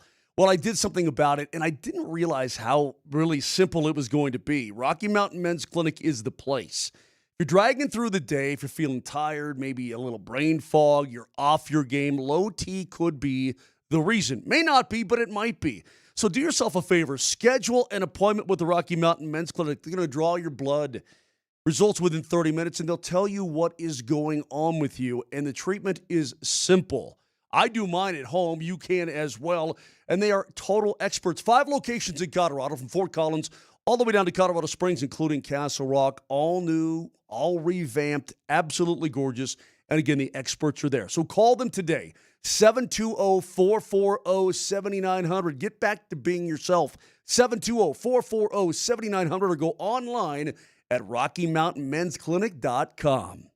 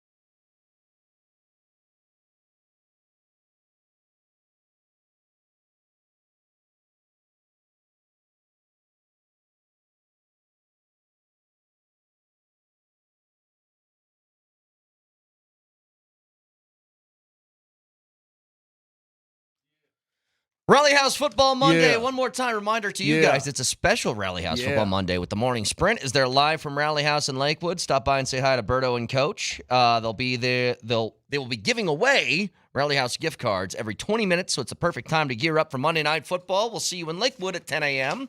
By the way, as far as games tonight, we cannot run the Broncos game, but we will have something else. We'll have the early Monday night game on AM 950 tonight. Yeah, the Jets at Miami. Which is part of my... is Fields playing? I don't know. How's his cabeza? That's a great, great question. Either way, this is part of my lay it down. Vic is talking to Spencer Jones and I think Tamar Bates. I think. Right now at Nuggets Media Day. Yep, so hanging out. Before we get our final predictions for tonight, I hate those... I hate... This is the boss's problem now because, again, he got us into this fantasy football league. I would be beating every other team in the league except Vic, who is going to score, and he still has Bo Nix going tonight. I screwed myself on the early game. I didn't take Jalen Warren out of the lineup. He missed that early game. Ugh. Too early. He still has Bo Nix going tonight. He's going to set a record for points in our league. Well, that's great. At like 170. That's awesome. I'm hurting. I'm just hurting today. Everything was good. Until that Dallas game, everything was good. Here's a quote. We'll get to the Broncos in just a second, but just quickly. Here's a quote from Bruce Brown via Mark Spears. Listen to this. How much do we adore Brucey B around here? Love him. Love him. Quote, as soon as I got to Toronto, I thought about coming back to Denver right away. The whole time I was in New Orleans, I was thinking about the Nuggets. That's Bruce. That's awesome. You think somebody's happy to be back or what? I'm loving it, man. I think it's great. I'm happy to have him. The fans are going to be happy to have him. He's going to be so loved this season, and he's going to love being here again this season. This is great. The fact that he's back is really, really cool. Before we get to the Broncos stuff, can I play you Rex Ryan this morning on Get Up on ESPN talking about you? To see the Shedeur Sanders be the guy or Gabriel, whatever. Something's missing. Something's missing with this kid. This kid talks. He runs his mouth like I could be a starting quarterback with his arms crossed like this. Get your ass in the front row and study and do all that. If I know, the whole league knows. Not the quarterback now. Wow. That's pretty strong coming from Rex Ryan. Let me tell you something, though. Listen, his bedside manner may not be the most palatable in that regard, but he's probably not wrong. I mean, dress for the part you want. Act the part that you want. Act like a starting quarterback. Behave like a starting quarterback. Sit in the front row. Watch the film. Do the work. Can't pout. You cannot do that. You cannot be that guy. I was concerned about this, Moj, before the combine. I knew people would hold this stuff against him. And when he said the comment last week about, I watched some quarterback play in this league, I know I'm better than a whole bunch of these starters, or whatever he said, it was something like that. I'm just like, why even say that? Like, you aren't doing yourself any favors. And I don't understand how somebody hasn't been like, backup quarterbacks need to be ghosts. Have you heard a word from Jarrett Stidham? Nope. Have you heard a word from, who's the backup in Baltimore just played last night? Cooper Rush. Had no idea until he stepped foot on the field. You're not supposed to hear about these guys. And I understand it's different because he was a good college player with hype coming into the league. But it doesn't serve you to say things. And I feel like it's been like this since the beginning. Like, why does he fall in the draft? I don't know. Does some of the comments that he made before the draft maybe have a factor in it? I would guess so. But here's what I don't understand. Because you've said this before, Moser, I just don't get it. It's like, can he be a starting quarterback in this league? Totally. And I'm like, then why isn't he? Because the team he plays for stinks at quarterback right now. And we're all like, they need to trade him to New Orleans. They need to trade him to the Jets. I go, what about the team he plays for? Did you guys watch Joe Flacco's a corpse. He can't move. He was getting tattooed yesterday by Detroit. I will say this, though. If I was a defensive coordinator and I had to go up against Shedeur Sanders next week, I might be, I'm not worried, but, I think the guy can play the game. I think he can, but will he ever get that opportunity? That's a great question. I do not know. So just pretty fiery take there from Rex Ryan this morning. Not to the Broncos, Moser. We got like 2 minutes. What do you think's going to happen here? If I set the over-under at like 13.5, how much they win by? But what do you mean? The Broncos margin of victory? Well, because they're going to win, so yeah. Well, yeah, I would. Well, they're giving 7.5. I think it's going to be more than that. It's going to be double digits for sure. So if I say they win by 14 points, you think they do it? I think yes. I think the defense is going to have a field day on Monday Night Football. That building's going to be so juiced tonight. Oh, Greeny picked the Bengals to win. Yeah, he's crazy though. He's out of his mind. That building's going to be so juiced tonight. The defense is going to be just ferocious against Browning and company. The Bengals cannot run the football. Maybe that would be the most surprising. If the Bengals have any semblance of a running game, I'll be blown away. And the offense has to get right eventually, right? They have to. I think I'd hope it's tonight. Since his defense is bad, I hope it's tonight. So you want a prediction? Go for it. 24-10. Maybe even worse. Maybe 27-13. I want 30-10. It's. I think it's good. I feel like it should be. I'm not saying this right is going to there. happen, but I need that. I need them to hang 30 on them. I want a game where we come away from the offense being nice. 100%. No notes. You got to have it because next week it's almost an impossible task. Nelly, fact checker. Nelly monitors the mistakes in today's Fact Checker.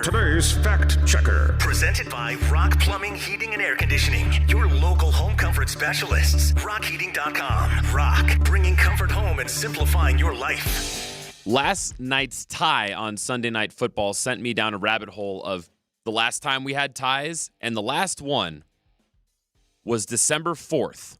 2022. The Washington Commanders and the New York Giants tied. And then we had another one earlier that same season on September 11th, 2022. The Colts and the Texans tied. And actually, Colts kicker Rodrigo Blankenship, you remember he was the guy with the glasses? Mm-hmm. He missed a potential game-winning field goal, and then they cut him. I remember that. That's but this is it gets even better. Before that, the last tie was November 4th week for the Lions. Post-game, Steelers running back Najee Harris said that he didn't even know that NFL games could end in ties. That's right. Broncos game tonight, Monday Night Football. We'll break it all down tomorrow as we get the results of the game and all day today across the station, giving you a preview, especially with the morning sprint. Going to be at Rally House for their Rally House Football Monday in Lakewood. So stop by and say hi. Gift cards being given away every 20 minutes, so say hi to these folks, Berto and Coach, at Rally House in Lakewood. We'll talk to you all tomorrow. I feel great about tonight, man. If they lose this game tomorrow morning, prepare for an absolute freak fest. Talk to you guys tomorrow. Love you. Bye. I didn't think you played first. Pass. Mm-hmm.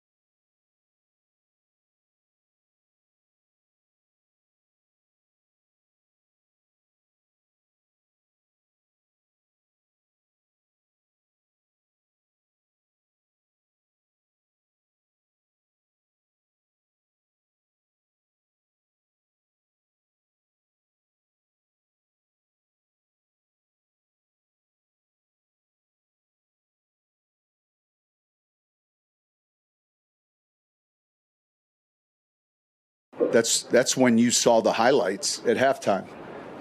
I mean, believe it or not, that's the only time you saw what happened during the weekend, and then you had to go to bed when you were, 9 or 10. But Monday Night Football is still significant, and you're playing on national TV, you're playing at home. I think in a game that's very important. So, but yeah, I think our environment can be challenging. What's up, Mile High City, and welcome to a Rally House Football Monday. Matter of fact, we are live from Rally House here in Lakewood. I am Mark Bertinoli, filling in for Alex Ryanemi, and joined by the coach, Mike Sanford. Coach, how you doing, man? Coach has already picked out like 3 or 4 hoodies he's going to pick up today. Stop by, say hi to Coach and the crew, and we're giving away a gift card every 20 minutes. We'll be giving away. You have to be here at Rally House in Lakewood to win and get yourself some swag and get ready for this Broncos game tonight. It's the right day to come down to the Rally House, no doubt. Yeah. Because, Berto, guess what today is, man? It's a Rally House Football Monday. What is it? It's also game day. It's game day, baby. It is game day. Massive football weekend. All kinds of crazy stuff went down. We'll get to all of it. But, of course, the Broncos and the Bengals tonight. It's a massive game for both these teams. When is the game? Tonight. You knew I was doing there. Tonight. You knew it. I'm going to get it out of them. Yeah, so we got a lot to talk to. Hey, KJ, who are we having on from Cincinnati here in 20 minutes? It is Joe Dannerman. All right, from Fox 19 there in Cincinnati. He's going to help us break down the Cincinnati side of the equation on this game this evening. But, Coach, I mean, Broncos and Bengals. Going into this game tonight, what's your takeaway right now? We heard a little bit from the Broncos this weekend. This is a massive game for Cincinnati. This almost feels like a must-win for Cincinnati and a must-win for Denver, even though we're only in week number 4. So how you feel about this game? It's a huge game. This is arguably – I feel like this is a turning point moment for the Denver Broncos and from multiple fronts. I think, number one, you've had, I'd say, very inconsistent, uneven offensive performances in all 3 games, frankly. I think Sean Payton himself as a play caller wants to get things back on track, get his quarterback back in rhythm, find that balance of run and pass. And then I think also just defensively, you've gone really back-to-back weeks with giving up really, really, really significant production in the passing game. And I would argue that you saw 2 quarterbacks, Daniel Jones and then obviously with Herbert, go out and earn it. But at the same time, like, the Broncos are in position to make plays in man coverage and some of the match principles they have in cover 4. They've got to make those plays. You've got to have pass breakups. You've got to make a quarterback like Jake Browning have to earn literally everything he gets. And so I want to see a response performance from Vance Joseph's boys too.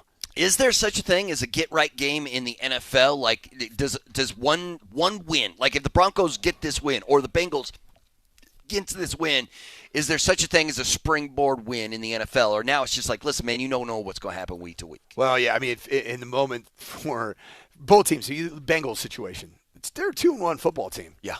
But they're also without their superstar quarterback that's as good as you can find. And they got a brutal schedule coming up, I think, after the But Broncos. if they can get to 3-1 and really all but one game and some change has been with Jake Browning playing quarterback, they're going to feel pretty good about their chances to stay afloat.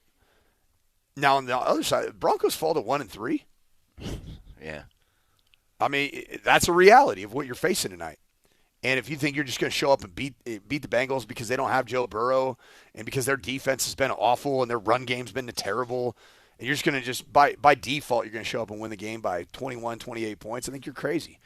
T. Higgins, Jamar Chase, those 2 players, Trey Hendrickson, that 3rd player on defense, those 3 dudes in and of themselves, they're worth keeping you very tuned into your television tonight. Right. Or to your glued to your seat. Right. Because the Broncos don't have anybody on offense like Jamar. Like, the argument can be made. It's probably Justin Jefferson, but the argument can be made that Jamar Chase is the best wide receiver in the NFL. Just like you can make the argument that Patrick Surtain is the best corner in the NFL, and those two dudes are going to go head-to-head. Got T. Higgins something, though, man. You remember, just don't forget about last season. Yeah. That shootout that happened down in He'd be Cincinnati. the number one wide receiver on I don't know how many teams. Oh, I mean, he would be.